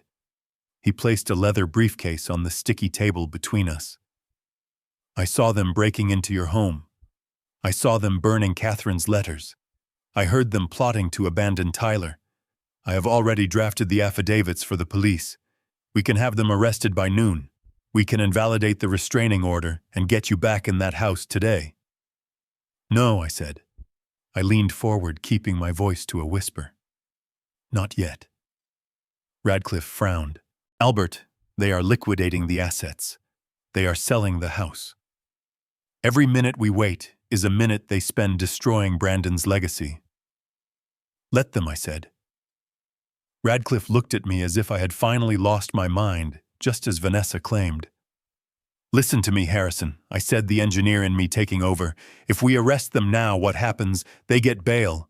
They hire criminal defense lawyers using the money they already stole. They claim the video was doctored or obtained illegally. They drag this out in probate court for 5 years. Vanessa plays the victim. She cries to the press. And in the end, she might still walk away with half the estate because she is the legal widow. I don't want a settlement, Harrison. I want a demolition. Radcliffe studied me. He took off his fishing hat and placed it on the table. He saw the fire in my eyes. He saw the cold calculation. He smiled a thin, shark-like grin. You want the dead man's switch, he said. I nodded. I built the digital one, but I need to know if Brandon built the legal one. Radcliffe tapped the briefcase. Brandon knew Albert. He never told you because he was ashamed. He was ashamed that he had married a woman who looked at him like an ATM. But 6 months ago, right after he was diagnosed with the heart condition, he came to my office. He was terrified. Not of dying, but of what she would do to Tyler and to you if he was gone. He opened the briefcase and pulled out a blue folder. It wasn't the standard will. It was a thick, complex document sealed with red wax. We drafted a codicil, Radcliffe explained. A shadow addendum to the main will. Vanessa believes the company Dunning Tech owns everything. The patents, the algorithms, the source code.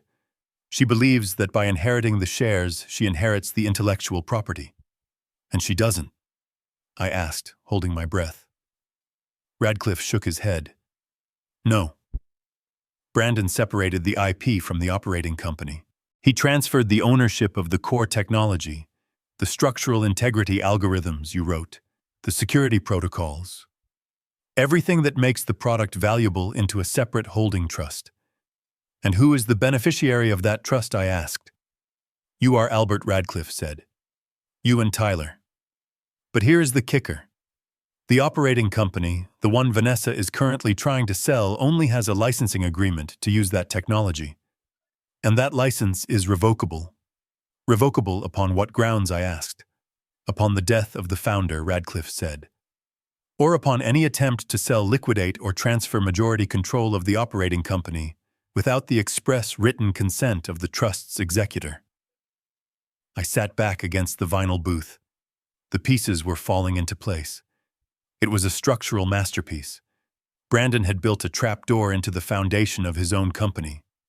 So I said, thinking it through, if Vanessa tries to sell the company, the moment she signs the sale agreement, Radcliffe finished the license automatically terminates.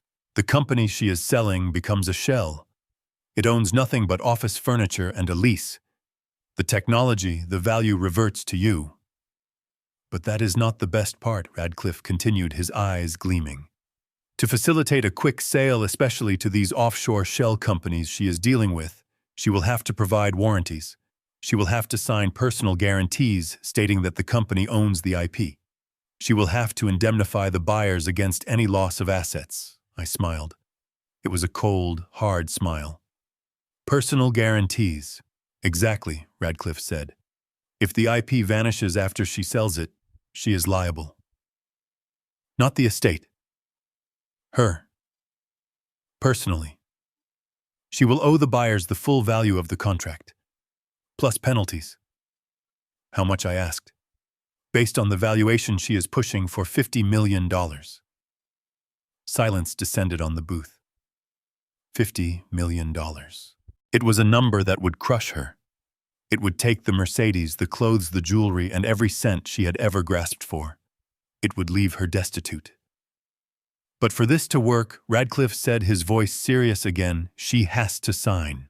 She has to believe she has won. She has to walk into that closing meeting thinking you are out of the picture, that I am still in the Alps, and that she is the queen of the world. She needs to sign the sale documents and the acceptance of the inheritance assets and liabilities. She thinks I am crazy, I said. She thinks I am penniless and broken. Good, Radcliffe said. Let her believe it. I will return to my office on Monday as scheduled. I will contact her. I will tell her I am ready to read the will. I will play the part of the oblivious lawyer who just wants to get the paperwork done. I will set the meeting for Friday. Friday, I repeated. That gives us 4 days. Can you stay hidden that long? Radcliffe asked, looking at my bruised face. If she finds you, if she provokes you into violating the restraining order, she could use that to challenge your competency as the trust executor. You need to be a ghost, Albert. I touched the pocket where the restraining order lay against my chest. I have been a ghost in my own house for 10 years, Harrison. I can do 4 days in a motel. Radcliffe reached into his pocket and pulled out a thick envelope. He slid it across the table. Cash, he said. 5,000. Untraceable. Get a better room, get some food, get a new suit. When you walk into my office on Friday, I don't want them to see a victim. I want them to see the executioner. I took the envelope. I didn't say thank you. It wasn't needed between us. One more thing, I said. Tyler. She is planning to fire the staff and leave him with the nanny. I know, Radcliffe said softly. I will have a private security detail watching the house 24/7 starting an hour from now. If she tries to move the boy, if she tries to take him out of the country, we intervene immediately, restraining order or not. I nodded. That was the assurance I needed. Radcliffe stood up. He put his fishing hat back on. He looked at me one last time. Brandon was a good man, Albert. He loved you. He didn't want this fight, but he prepared you for it. Don't miss. I won't, I promised. He walked out of the diner, disappearing into the gray morning. I sat there for a moment, feeling the weight of the envelope in my hand and the weight of the plan in my mind. The trap was set. The blueprints were drawn. Now all I had to do was wait for Vanessa to walk onto the scaffolding so I could pull the pin. I ordered a second cup of coffee. It still tasted like burnt rubber, but this time it tasted like fuel. I wasn't just surviving anymore. I was hunting, and the prey was about to walk right into the crosshairs. I moved to a motel on the north side of the city, using the cash Harrison Radcliffe had slid across the table. It was cleaner than the Starlight Inn, but it still felt like a prison cell. I didn't care about the thread count of the sheets or the view of the dumpster in the alley. I only cared about the high-speed internet connection and the privacy. I sat at the small desk, my laptop humming in the silence, the screen casting a pale blue glow over my tired face. I had the blueprints of the legal trap Radcliffe had outlined. Now I needed to build the bait. Radcliffe had been clear. For the trap to snap shut with maximum force, Vanessa couldn't just accept the inheritance. She had to demand it. She had to be so blinded by the promise of immediate astronomical wealth that she would sign away her life without reading the fine print. She needed to believe that Dunning Tech was about to become the most valuable asset in the state, and she needed to believe that she had to secure full ownership immediately to cash in. I cracked my knuckles. It was time to do what I did best. I wasn't just an engineer of steel and concrete. I was an engineer of perception. I opened a secure terminal on my laptop. I wasn't hacking into the company server this time to destroy it. I was hacking in to plant a seed. I needed to spoof an email, not a clumsy phishing attempt that would get caught in the spam filter, but a perfect digitally signed masterpiece that would land directly in the priority inbox of Marcus Thorne, the CFO. I began to code. I routed my connection through a series of proxy servers in Silicon Valley. I created a digital identity that mimicked the server signature of Apex Dynamics, the largest competitor to my son's company. Apex was a shark in the industry, known for hostile takeovers and massive cash buyouts. If Apex was sniffing around, it meant blood was in the water, but it also meant money. Lots of it. I drafted the email. It had to be precise. It had to sound like corporate speak. Subject: acquisition proposal. Dunning Tech. From J. Sterling, Director of Acquisitions, Apex Dynamics. To Marcus Thorne, CFO, Dunning Tech. Dear Mr. Thorne, following the tragic news of Brandon Dunning's passing, Apex Dynamics wishes to extend its condolences. We also wish to open a dialogue regarding a complete acquisition of Dunning Tech's assets and market share. We are prepared to offer a cash buyout of $120 million contingent on a closing date within 10 days. We require proof of consolidated ownership and clear title to all intellectual property. Please respond by Friday if you wish to proceed. $120 million. It was a number I pulled out of thin air, but it was a number calculated to short-circuit the rational part of Vanessa's brain. It was double the actual valuation of the company. It was enough to buy a private island. It was enough to make them reckless. I hovered my finger over the send key. This was fraud. Technically. But I wasn't trying to sell the company. I was running a simulation. I was stress-testing their greed. I pressed enter. The email vanished into the ether. I switched windows immediately, bringing up the live surveillance feed from Brandon's office. I had to see it land. I had to see the moment the poison entered the bloodstream. Marcus was at the desk, his feet up, scrolling through his phone. Vanessa was pacing, looking bored and agitated. Suddenly, the computer on the desk chimed, a priority notification. Marcus glanced at the screen. He froze. He sat up slowly, his feet dropping to the floor. He leaned in, squinting as if he couldn't believe what he was seeing. "Vanessa," he said. His voice was breathless. What? She snapped. "Did the bank call?" "No." Marcus whispered. "Look at this." Vanessa walked behind the desk. She leaned over his shoulder. I watched her eyes scan the screen.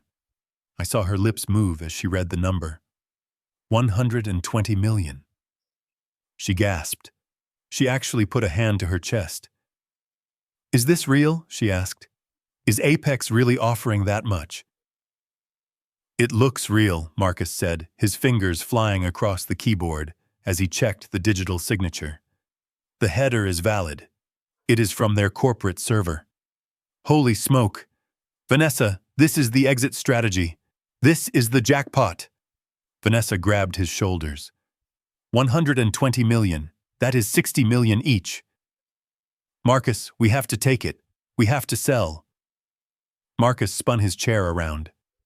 "There is a catch. Look at the conditions.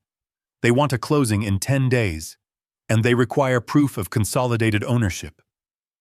So Vanessa asked, "I am the widow. I own it." "Not yet," Marcus said, his face twisting in thought. "Technically, until the will is read and probate is settled, the ownership is in limbo. If we try to sell to Apex now, the legal department at Apex will see that the title is cloudy. They will back off. They hate complications." "So what do we do?" Vanessa demanded. She looked like a junkie who had just seen a mountain of heroin. She was shaking. "We need Radcliffe to fast-track the transfer," Marcus said. "We need the will read immediately. You need to sign the acceptance of the estate assets before we reply to Apex. You need to be the sole undisputed owner on paper by Friday. If Albert or anyone else contests it, the deal dies." Vanessa's eyes narrowed. "The old man," she hissed. "If he finds out about this offer, he will try to block it. He will try to claim a piece for the brat." "He can't know," Marcus said. "We keep this quiet. We push Radcliffe. We tell him we want to settle the estate quickly to move on with our lives. We play the grieving family who just wants closure. Once you sign the papers and the company is yours, we flip it to Apex the next day. By the time anyone realizes what happened, the money will be in the Caymans." "But the liabilities," Vanessa said, pausing for a second. "Brandon had debts. The mortgage." Marcus laughed. "Who cares about a few million in debts when we are getting 120 million in cash? You sign for the assets, you assume the debts, and then you pay them off with pocket change from the sale. It is a no-brainer." I watched them. I watched the greed consume them completely. They were doing exactly what Radcliffe had predicted, but faster and with more desperation. They believed they were racing against the clock to get the money. In reality, they were racing to put their necks in the noose. To sell to Apex, they would have to warrant that they owned the intellectual property. They would have to sign documents personally guaranteeing that the assets were real. And because of the codicil Radcliffe held, the moment Vanessa signed those papers, the IP would vanish. She would be selling an empty box to a shark, and she would have personally guaranteed its contents. She would be on the hook for millions in breach of contract penalties, and she wouldn't have the Apex money to pay for it because the deal would collapse. It was perfect. It was a structural failure designed to look like a gold mine. "Get Radcliffe on the phone," Vanessa ordered. "Tell him I don't care if he is skiing. Tell him I want the will read on Friday. Tell him if he doesn't do it, I will fire him and find a lawyer who works for me." Marcus picked up his phone. I sat back in the motel chair. My work here was done. The bait was taken. The hook was set. I closed the laptop. I had been living on adrenaline and caffeine for 3 days. My body was screaming for rest, but my mind was calm. The pieces were moving. The geometry of their destruction was aligning. I looked at the cheap digital clock on the bedside table. Tuesday. I had 3 days to wait. 3 days to stay hidden. 3 days to prepare myself to walk into that room and look Vanessa in the eye while I pulled the lever that would drop the floor out from under her. I lay down on the bed staring at the water stain on the ceiling. I thought about Brandon. I thought about how hard he had worked. I thought about how much he loved that company. He would have hated to see it used like this. But he would have hated what she did to his son even more. I wasn't doing this for revenge anymore. I was doing it for cleanup. I was the janitor of my son's life, sweeping away the trash so his son could one day build something new. Friday. It all ended on Friday. The 48 hours between sending the fake acquisition email and the Friday meeting were the longest of my life. I spent them in a state of suspended animation, a ghost haunting a cheap motel room, while the world outside continued to turn. I didn't leave the room. I didn't make calls. I didn't even log back into the surveillance feed. Silence was my weapon now. Radcliffe had advised me to disappear, and I had taken him literally. To Vanessa and Marcus, Albert Dunning had ceased to exist. I was a problem that had been solved, a variable that had been removed from the equation. By not fighting the restraining order, by not showing up at the bank screaming, by not trying to contact Tyler, I was confirming their narrative. I was the broken, senile old man who had wandered off into oblivion. Every instinct I had screamed against it. I wanted to check on Tyler. I wanted to see if the house was still standing. I wanted to know if they had sold more of Catherine's jewelry. But I held firm. The silence was the trap. It was the negative space that allowed their confidence to expand until it became reckless. I used the time to prepare. I went to a thrift store 3 miles away, walking the distance to avoid using a cab. I bought a suit. It wasn't expensive, but it was clean, dark charcoal, and it fit reasonably well. I bought a crisp white shirt and a subdued tie. I polished my old shoes until the scuffs from the cemetery were hidden under layers of wax. I shaved the gray stubble from my face, careful not to nick the healing bruise on my cheek. I wasn't dressing for a funeral this time. I was dressing for a boardroom. On Thursday night, I received a single encrypted text from Radcliffe. "The reading is set for 10 a.m. tomorrow." She demanded it. She brought her own notary to expedite the paperwork. She thinks she is running the show. "Be at my office at 9:55. Use the service entrance." I deleted the message. I lay down on the bed staring at the ceiling. I imagined Vanessa right now. She was probably packing. She was probably dreaming of Italian villas and private jets. She was probably telling Marcus how easy it had all been.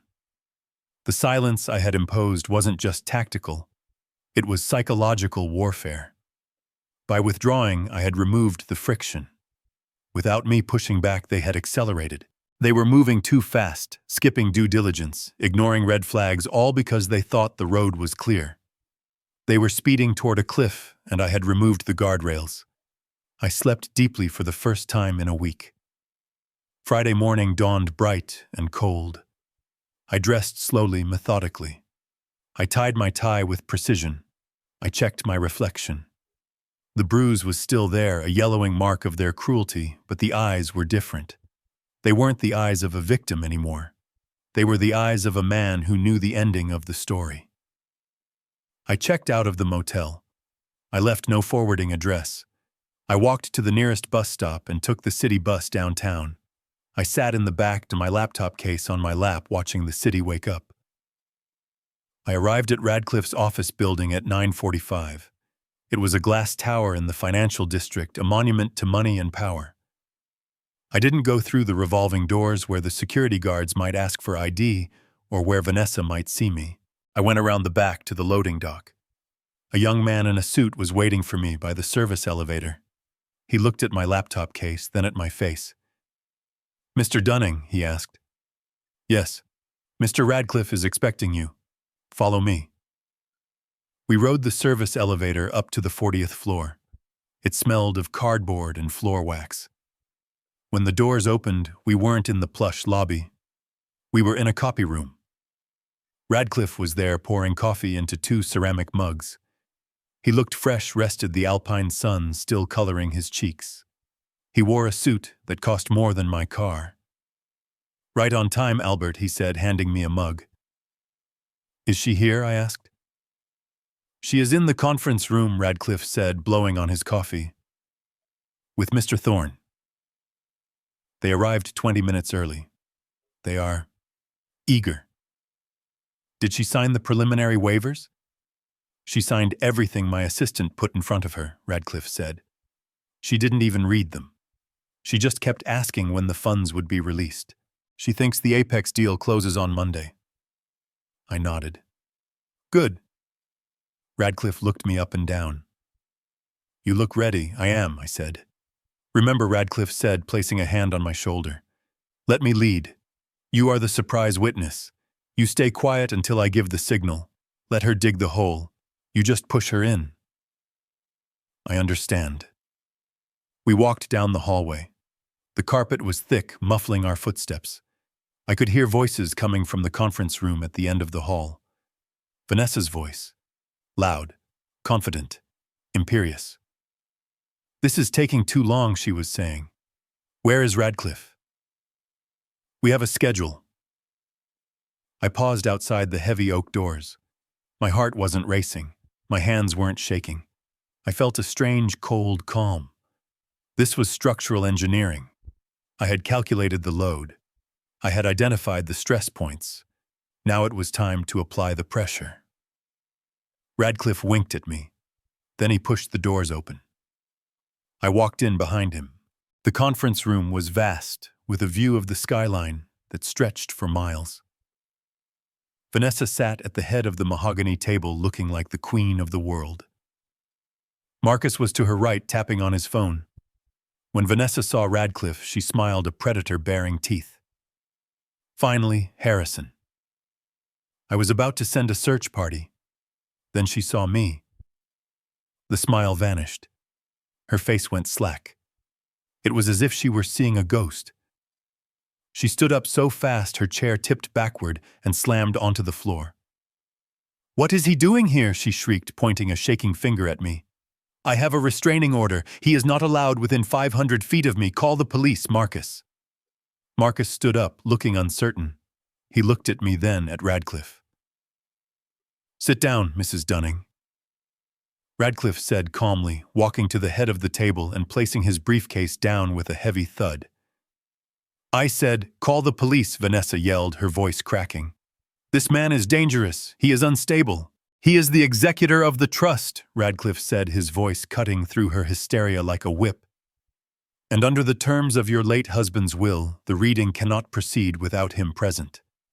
So unless you want to forfeit the inheritance right now, you will sit down and be quiet." Vanessa stared at him. She looked at me. I didn't say a word. I just looked at her. I looked at the fear behind her rage. She slowly righted her chair.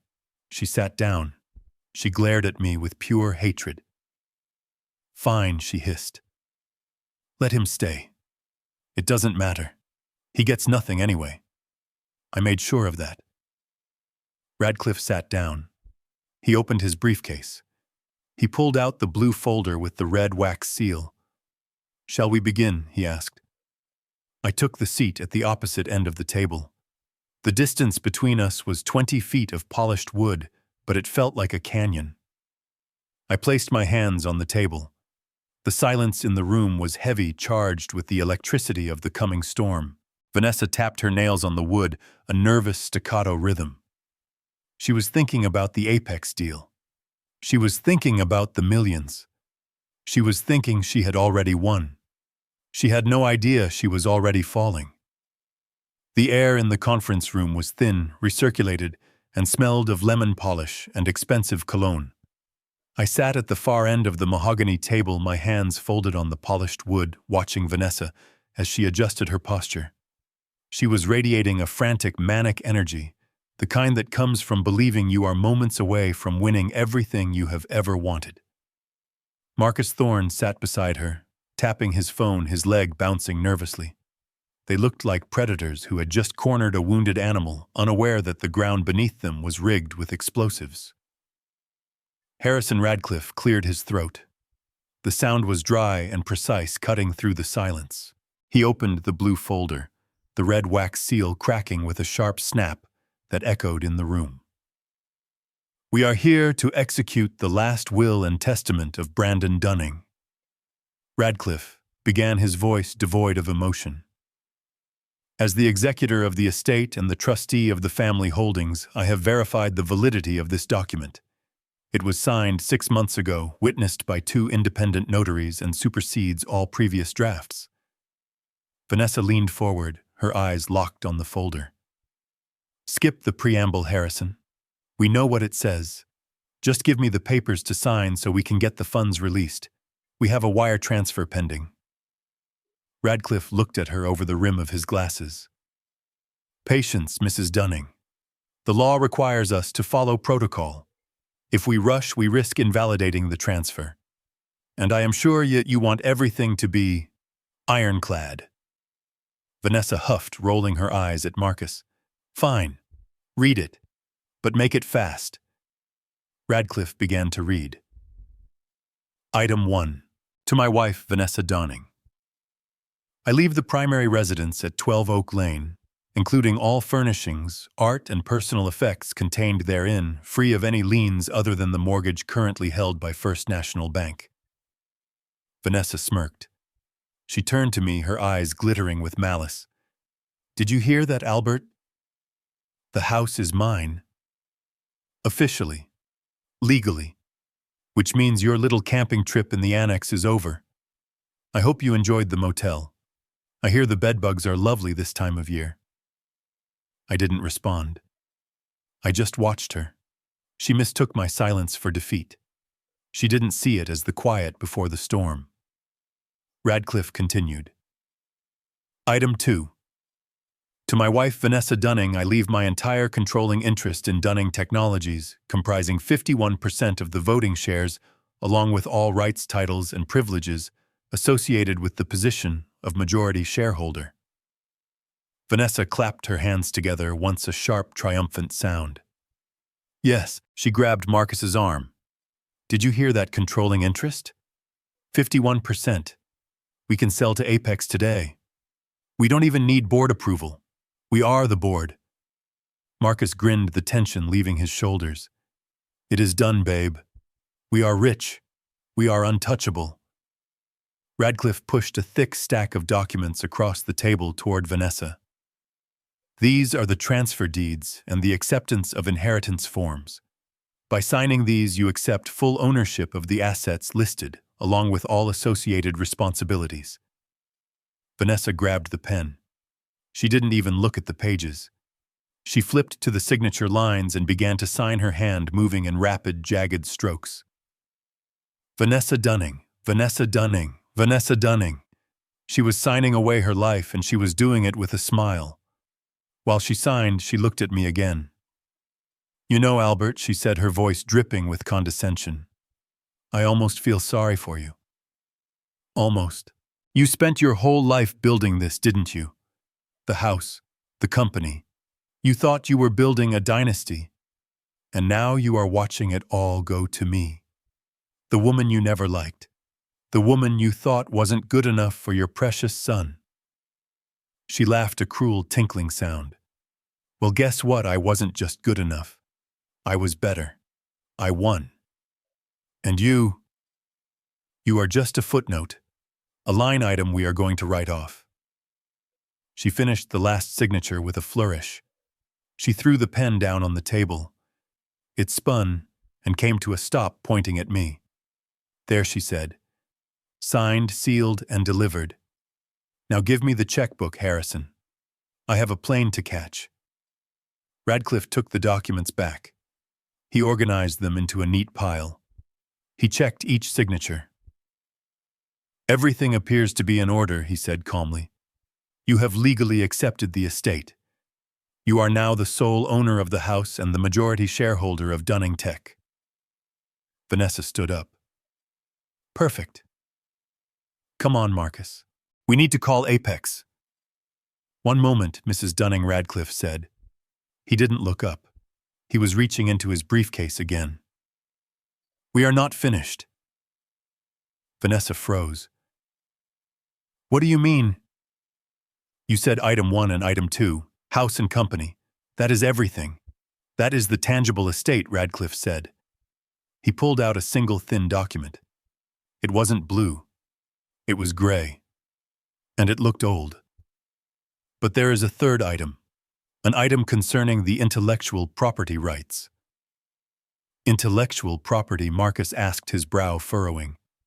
The company owns the IP. That is part of the shares. Radcliffe looked at Marcus. He smiled. It was a cold, predatory smile. Actually, Mr. Thorne, that is a common misconception. Dunning Tech owns the hardware. It owns the servers. It owns the brand. But the code, the algorithms that make the structural analysis software work. The core technology that Apex Dynamics is so interested in, Radcliffe slid the gray document across the table. That was never owned by the company. It was licensed. Licensed? Vanessa asked, her voice rising. Licensed from whom? From the creator, Radcliffe said. He pointed a finger down the table. Straight at me. From Mr. Albert Dunning. Vanessa looked at me. She blinked. That is a lie, she spat. He is a retired engineer. He didn't write the code. Brandon did. Brandon managed the business, I said. My voice was rusty from days of silence, but it filled the room. I wrote the code, Vanessa. Every line, every structural simulation, every security protocol. I wrote it in the annex while you were out shopping. I wrote it at night while you were sleeping. Brandon knew he couldn't pay me what it was worth when we started, so we made a deal. I kept the copyright. I licensed it to the company for $1 a year.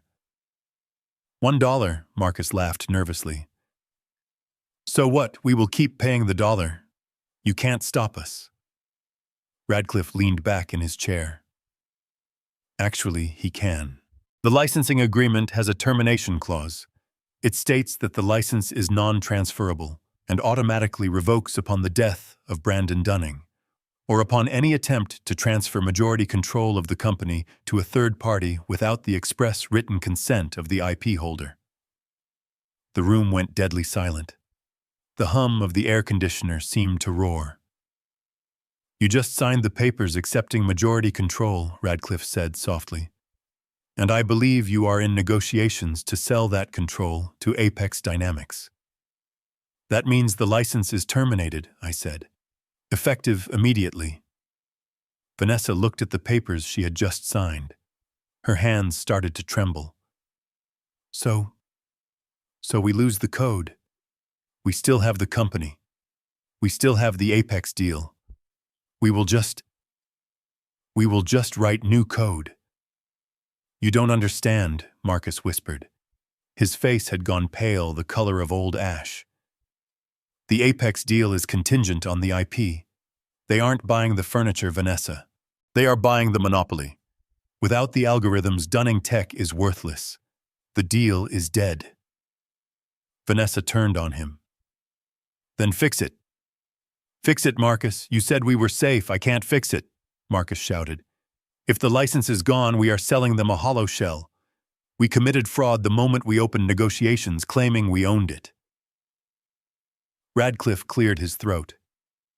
It gets worse, Mrs. Dunning. Worse, she whispered. How can it be worse? You just signed the acceptance of the estate's assets and liabilities, Radcliffe said.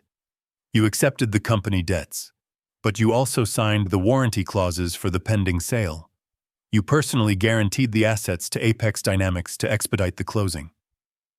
So Radcliffe said Apex Dynamics writes very strict penalty clauses into their acquisition contracts.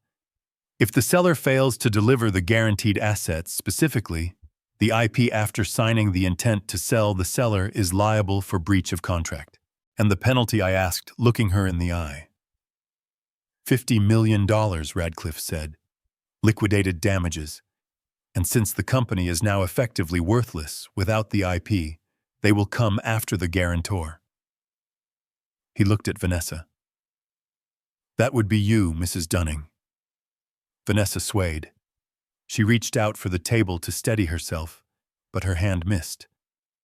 Her eyes rolled back in her head. Her knees buckled. She hit the floor with a heavy final thud. Marcus stared down at her, then at me. He looked like a man who had just watched a bridge collapse while he was standing on it.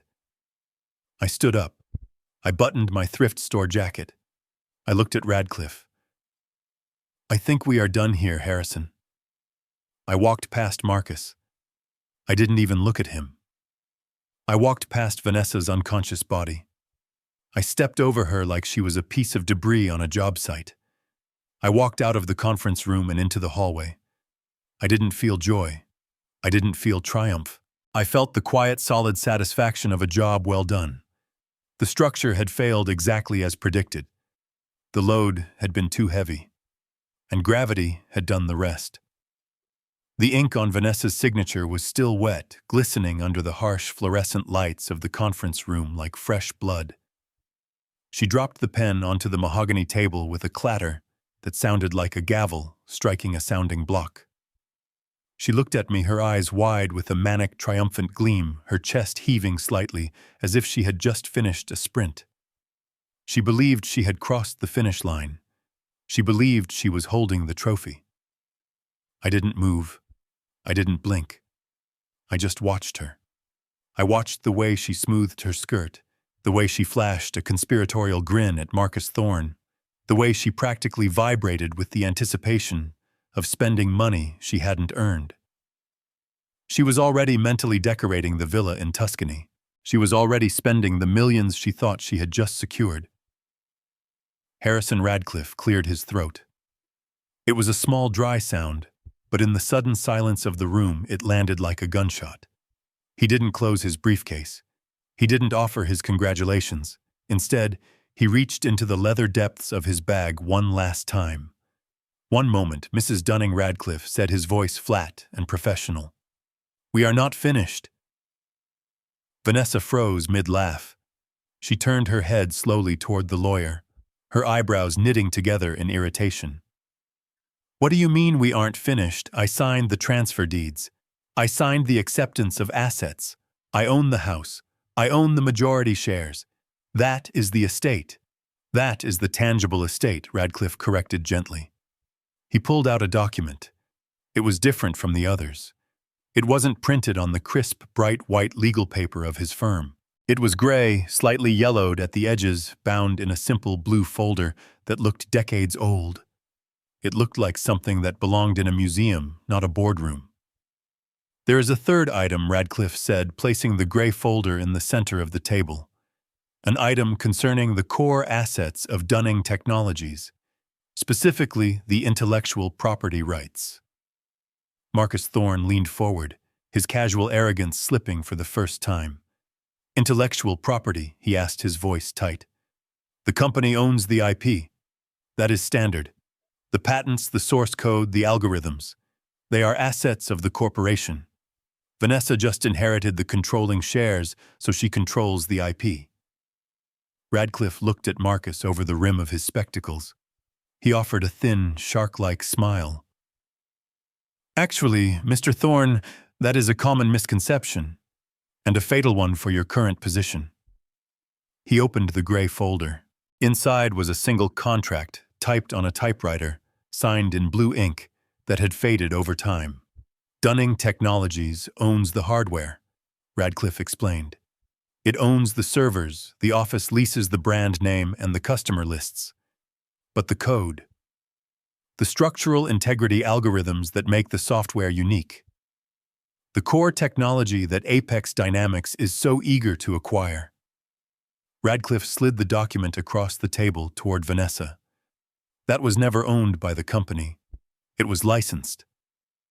Vanessa stared at the paper as if it were written in a foreign language. Licensed, she repeated the word, tasting sour in her mouth. Licensed from whom? From the creator, Radcliffe said. He lifted a finger and pointed it down the length of the table. Directly at me. From Mr. Albert Dunning. The silence that followed was absolute. It was a vacuum sucking the air out of the room. Vanessa turned her head to look at me. Her expression wasn't fear yet. It was confusion.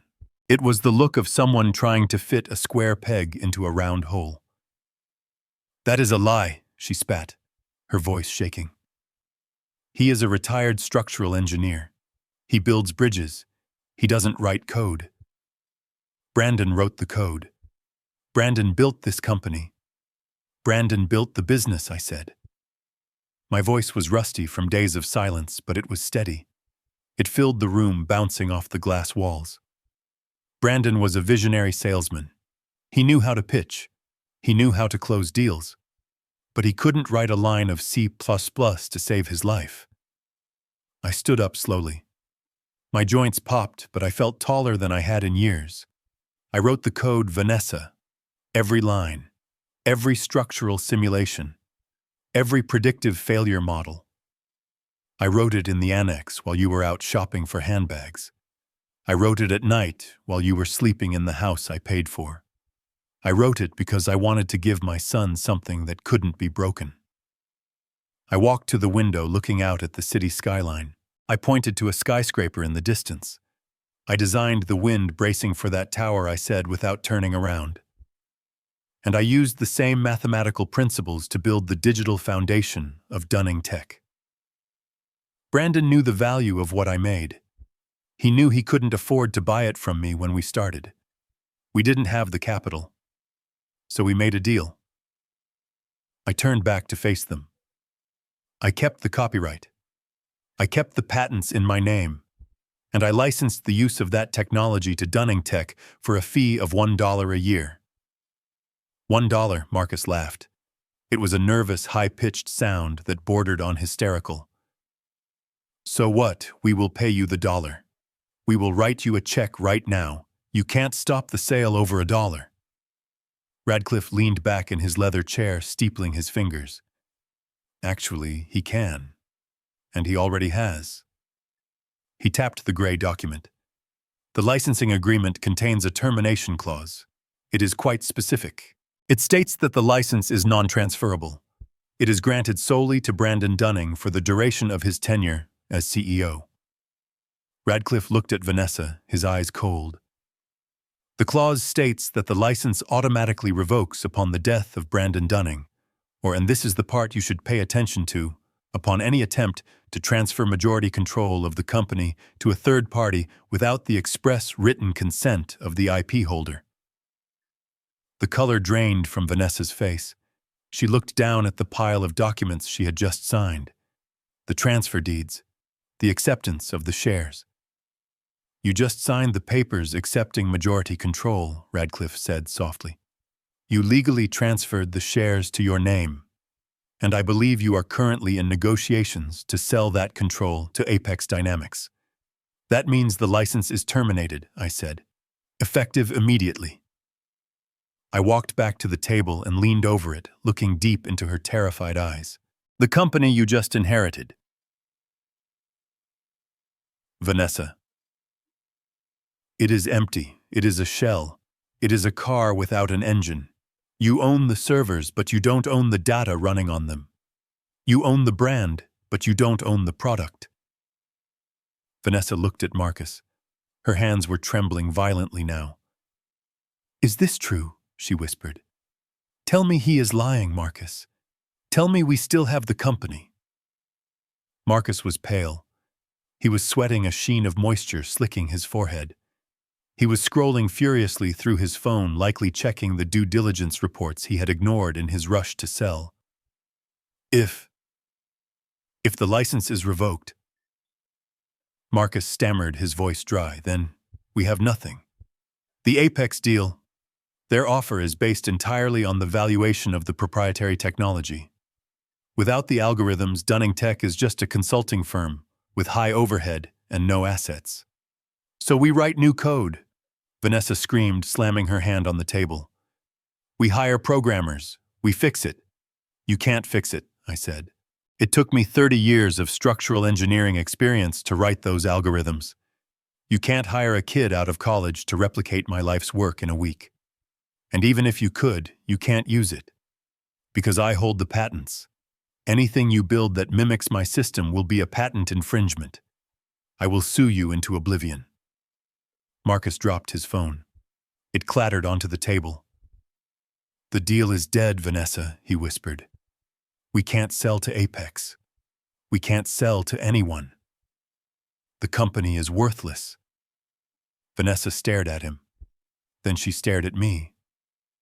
The realization was hitting her in waves. The millions were gone. The villa in Tuscany was gone. The private jet was gone. But she didn't understand the full extent of the damage yet. She thought she had just lost a fortune. She didn't realize she had just acquired a catastrophe. Fine, she hissed, her eyes narrowing into slits. So the company is worthless. So I don't get the 100 million. I still have the house. I still have the jewelry. I will sell everything. I will still walk away with enough to never see your face again. I looked at Radcliffe. He nodded. It was time for the second hammer to drop. It is not that simple, Mrs. Dunning, Radcliffe said. Vanessa whipped her head around. What now? What else could you possibly take from me? Radcliffe picked up the stack of papers she had signed minutes ago. You just signed the acceptance of the estate's assets and liabilities, he said. You were so eager to claim the ownership that you waived the reading of the appendices. So she demanded. So Radcliffe said, his voice dropping an octave. By accepting the estate, you accepted the company's debts. Brandon leveraged the company heavily to expand last year. But more importantly, you just signed the warranty clauses for the pending sale to Apex Dynamics. I watched her face. She didn't get it. Not yet. You personally guaranteed the assets, Marcus whispered. He looked like he was going to be sick. To expedite the closing, to get the cash fast, we signed a personal guarantee that the company owned the IP. And Vanessa asked, her voice trembling. And Radcliffe said Apex Dynamics writes very strict penalty clauses into their acquisition contracts. They protect themselves against fraud. If the seller fails to deliver the guaranteed assets, specifically the IP, after signing the intent to sell and providing personal warranties, the seller is liable for breach of contract. I leaned in close. You promised them a Ferrari, Vanessa, but because of your greed, you just delivered a crate of spare parts. And you signed a paper saying that if the car wasn't whole, you would pay for it. Personally. The silence in the room was shattered by the sound of my own voice, calm and resolute, cutting through the panic like a diamond cutter through glass. I leaned across the table, my eyes locked onto Vanessa's trembling face, and delivered the sentence that would end her life as she knew it. As the sole holder of the intellectual property rights, I said, enunciating every syllable, I hereby exercise my right. Under Clause 14. Section B of the licensing agreement. I terminate the lease of the Dunning structural integrity algorithm to Dunning Technologies, effective immediately. Marcus Thorne let out a sound that was half gasp, half whimper. He lunged for his laptop. his fingers flying across the keys, desperately trying to access the server logs I had been monitoring for days. "What did you do?" he screamed, his voice cracking. "The dashboard. It is all red. The servers are dumping the core files. The client portals are going dark." I stood up and walked over to the window, looking down at the city streets far below. "Do you know what happens when a structural engineering firm loses its ability to calculate load-bearing stress?" Marcus I asked, without turning around. "It stops being an engineering firm and starts being a liability. The company you just took control of, Vanessa, is now a hollow shell. It has offices, it has employees, it has a logo, but it cannot perform a single function it was hired to do. The software that runs the simulations for the skyscrapers in Dubai, gone. The security protocols for the bridge projects in California, gone. The predictive models for the government infrastructure contracts, gone." I turned back to face them. "And do you know what happens when a company fails to deliver on critical infrastructure contracts?" Vanessa stared at me, her mouth opening and closing like a fish on a dock. We declare bankruptcy," she stammered, trying to find a footing on the crumbling ground. "We file for Chapter 11. We restructure. I don't care if the company dies. I still have the house. I still have my personal accounts. You can't touch me." Radcliffe chuckled. It was a dark, dry sound that seemed to suck the warmth out of the room. He picked up the document she had signed with such arrogant flourish only minutes ago. The one she hadn't bothered to read because she was too busy counting her imaginary millions.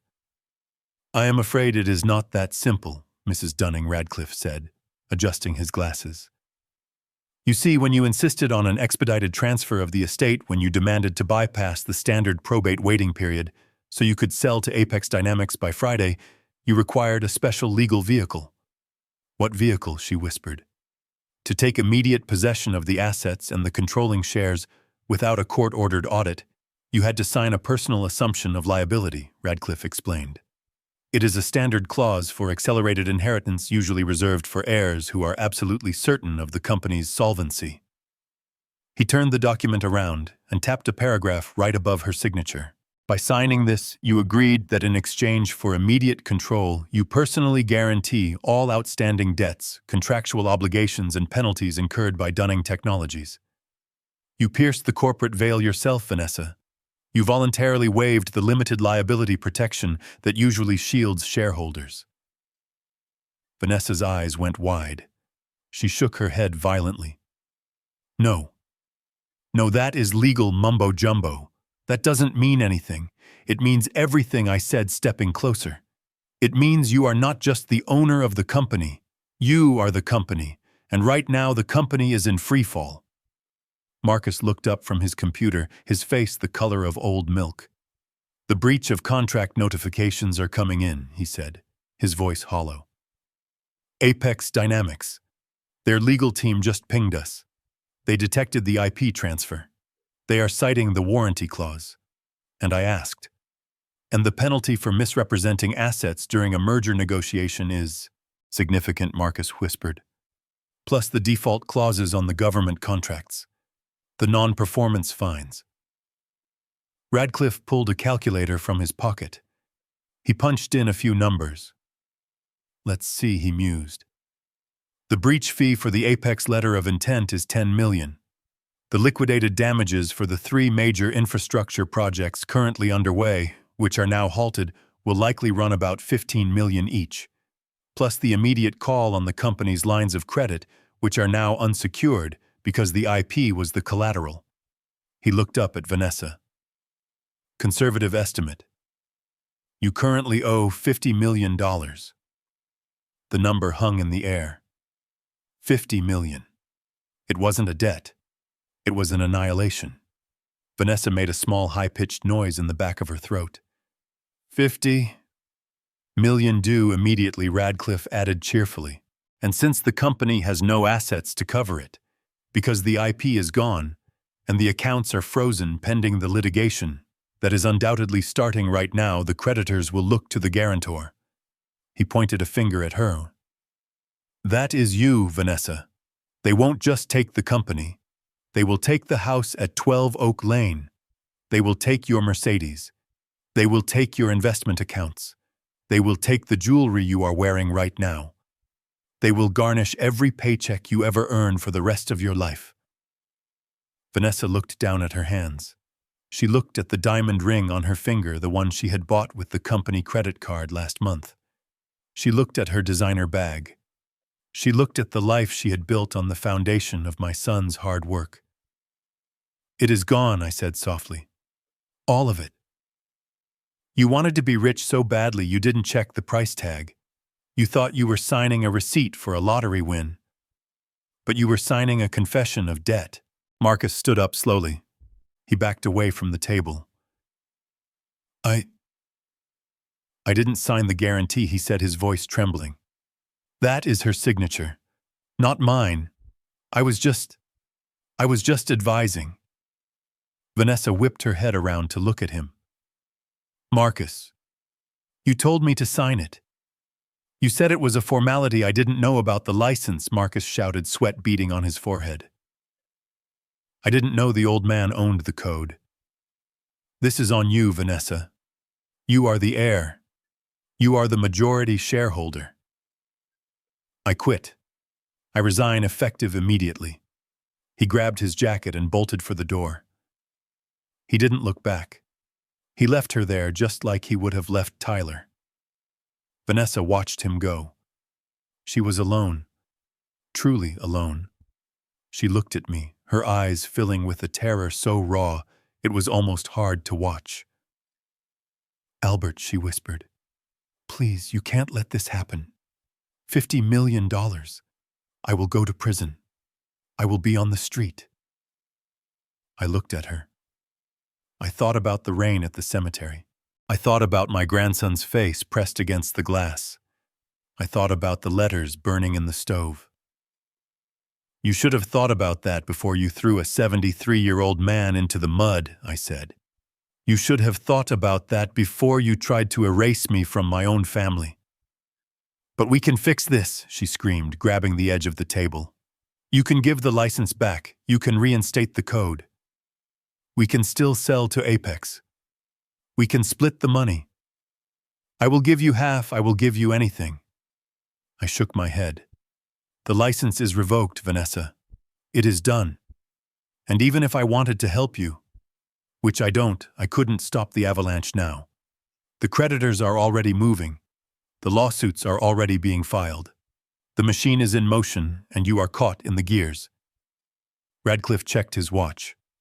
In fact, Mrs. Dunning, I believe the asset seizure teams are likely being dispatched to your residence as we speak.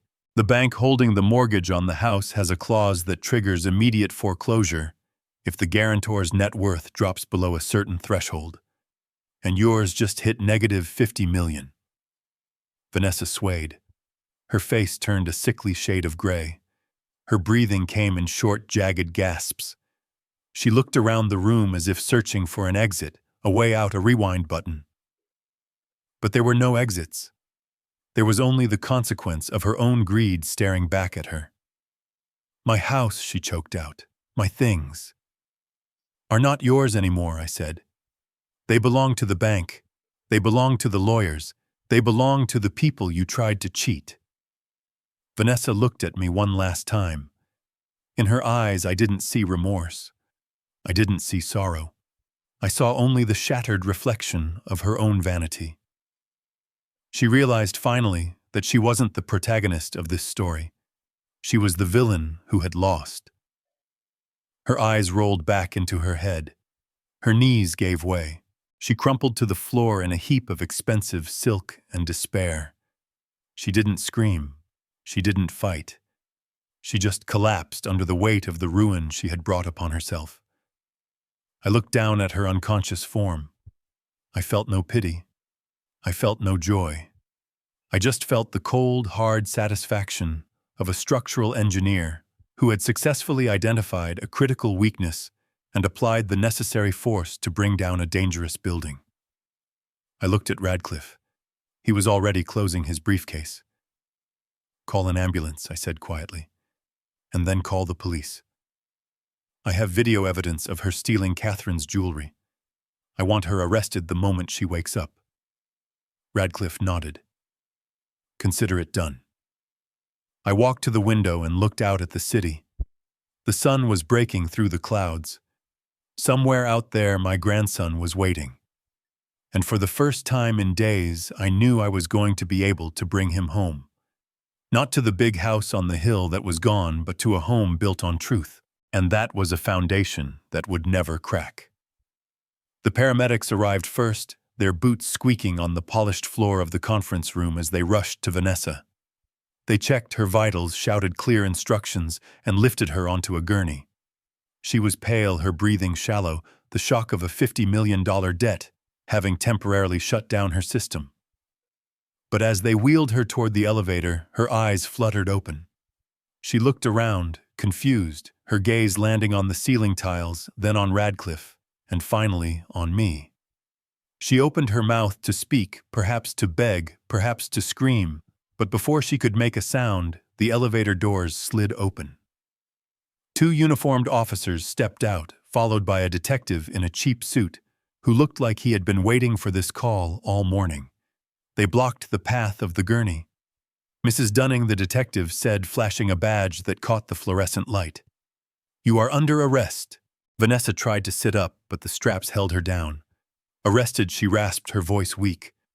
"For what? I just fainted. I am the victim here." I stepped forward. I held out a small black flash drive. It contained the video files from the annex. It contained the footage of her breaking into my private safe. It contained the high-definition audio of her laughing as she burned my wife's love letters. And most importantly, it contained the clear, undeniable footage of her pocketing the loose diamonds that belonged to the estate she had not yet inherited. "She is being charged with grand larceny, embezzlement, and destruction of private property," I said, handing the drive to the detective. "And since she just signed a document admitting she has zero assets and $50 million in debt, I would suggest she is a significant flight risk." The detective nodded. He pulled a pair of handcuffs from his belt. He didn't care that she was on a stretcher. He clicked the metal cuff onto her right wrist and secured it to the rail of the gurney. "You have the right to remain silent." He recited a boring, bureaucratic litany that signaled the end of her life as a free woman. Vanessa looked at the handcuff. Then she looked at me. The realization hit her harder than the debt. She wasn't going to a villa in Tuscany. She wasn't even going home. She was going to the prison ward of the county hospital and then to a cell. She started to scream. It was a raw, primal sound of pure entitlement being crushed by reality. The paramedics pushed the gurney into the elevator to silence her.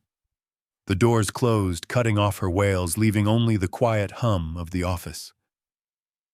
Marcus was not so lucky to be unconscious. He had run. He had made it to the service elevator, sprinted through the loading dock, and hailed a cab to O'Hare International Airport. He thought he had a head start. He thought he could use his emergency passport and the cash he had skimmed from the petty cash accounts to disappear into a non-extradition country.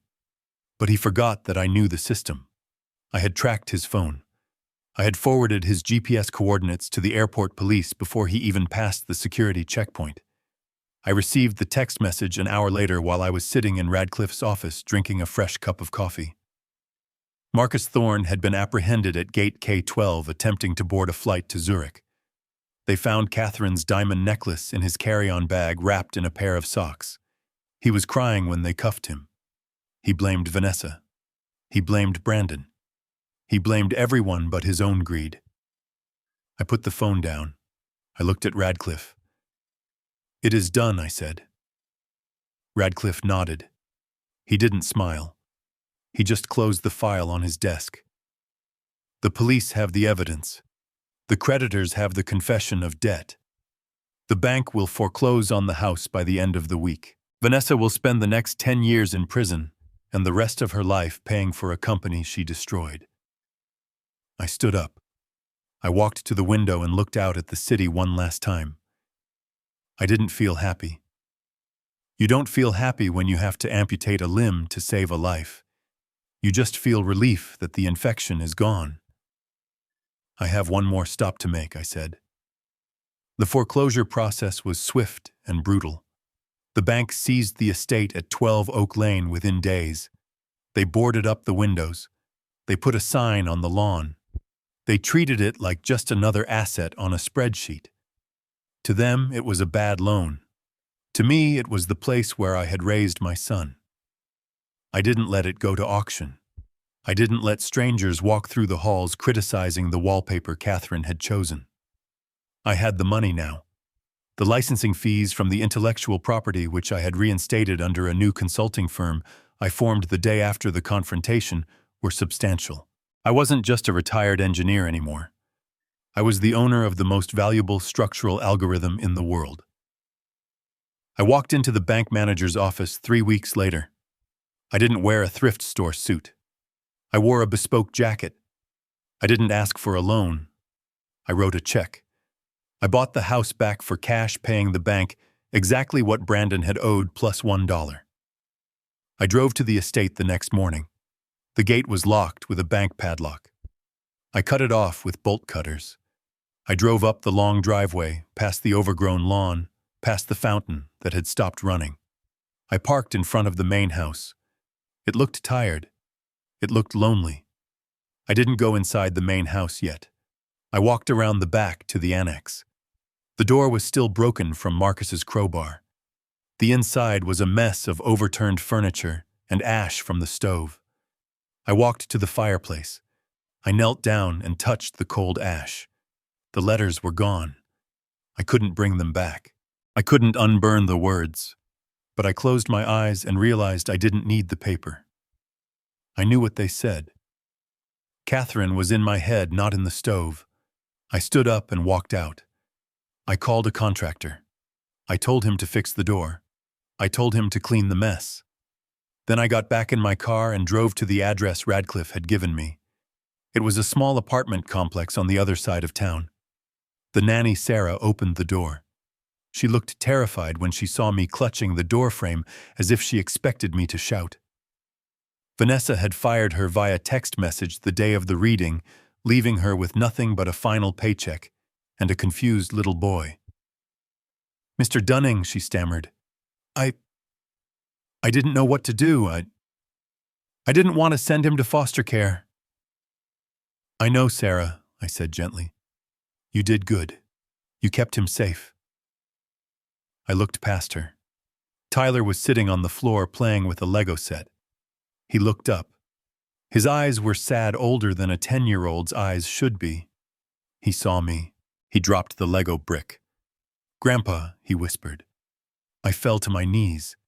I opened my arms. He ran to me. He hit me with the force of a freight train, burying his face in my neck, sobbing. He smelled like baby shampoo and childhood. "I thought you left," he cried. "Mom said you went away." I held him tight. I held him until my own tears soaked his hair. I pulled back and looked at him. "I went to work, Tyler," I said. "I had to fix something broken. But I am back now, and we are going home." We drove back to the estate as the sun was setting. I had ordered pizzas. I had unlocked the main house.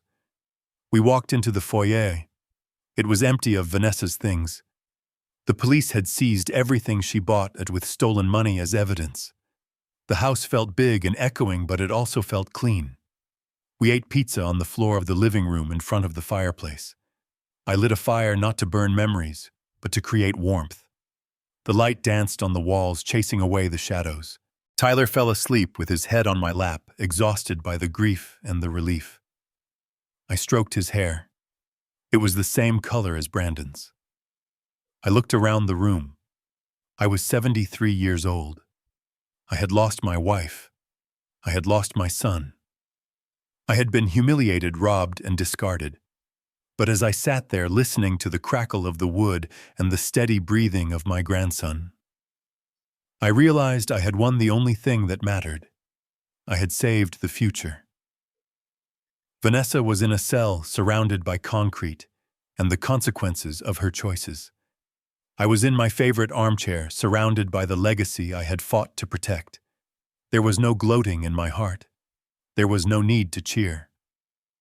The silence of the house wasn't lonely anymore. It was peaceful. It was the quiet, steady hum of a foundation that had held firm against the storm. I closed my eyes and rested my hand on Tyler's shoulder.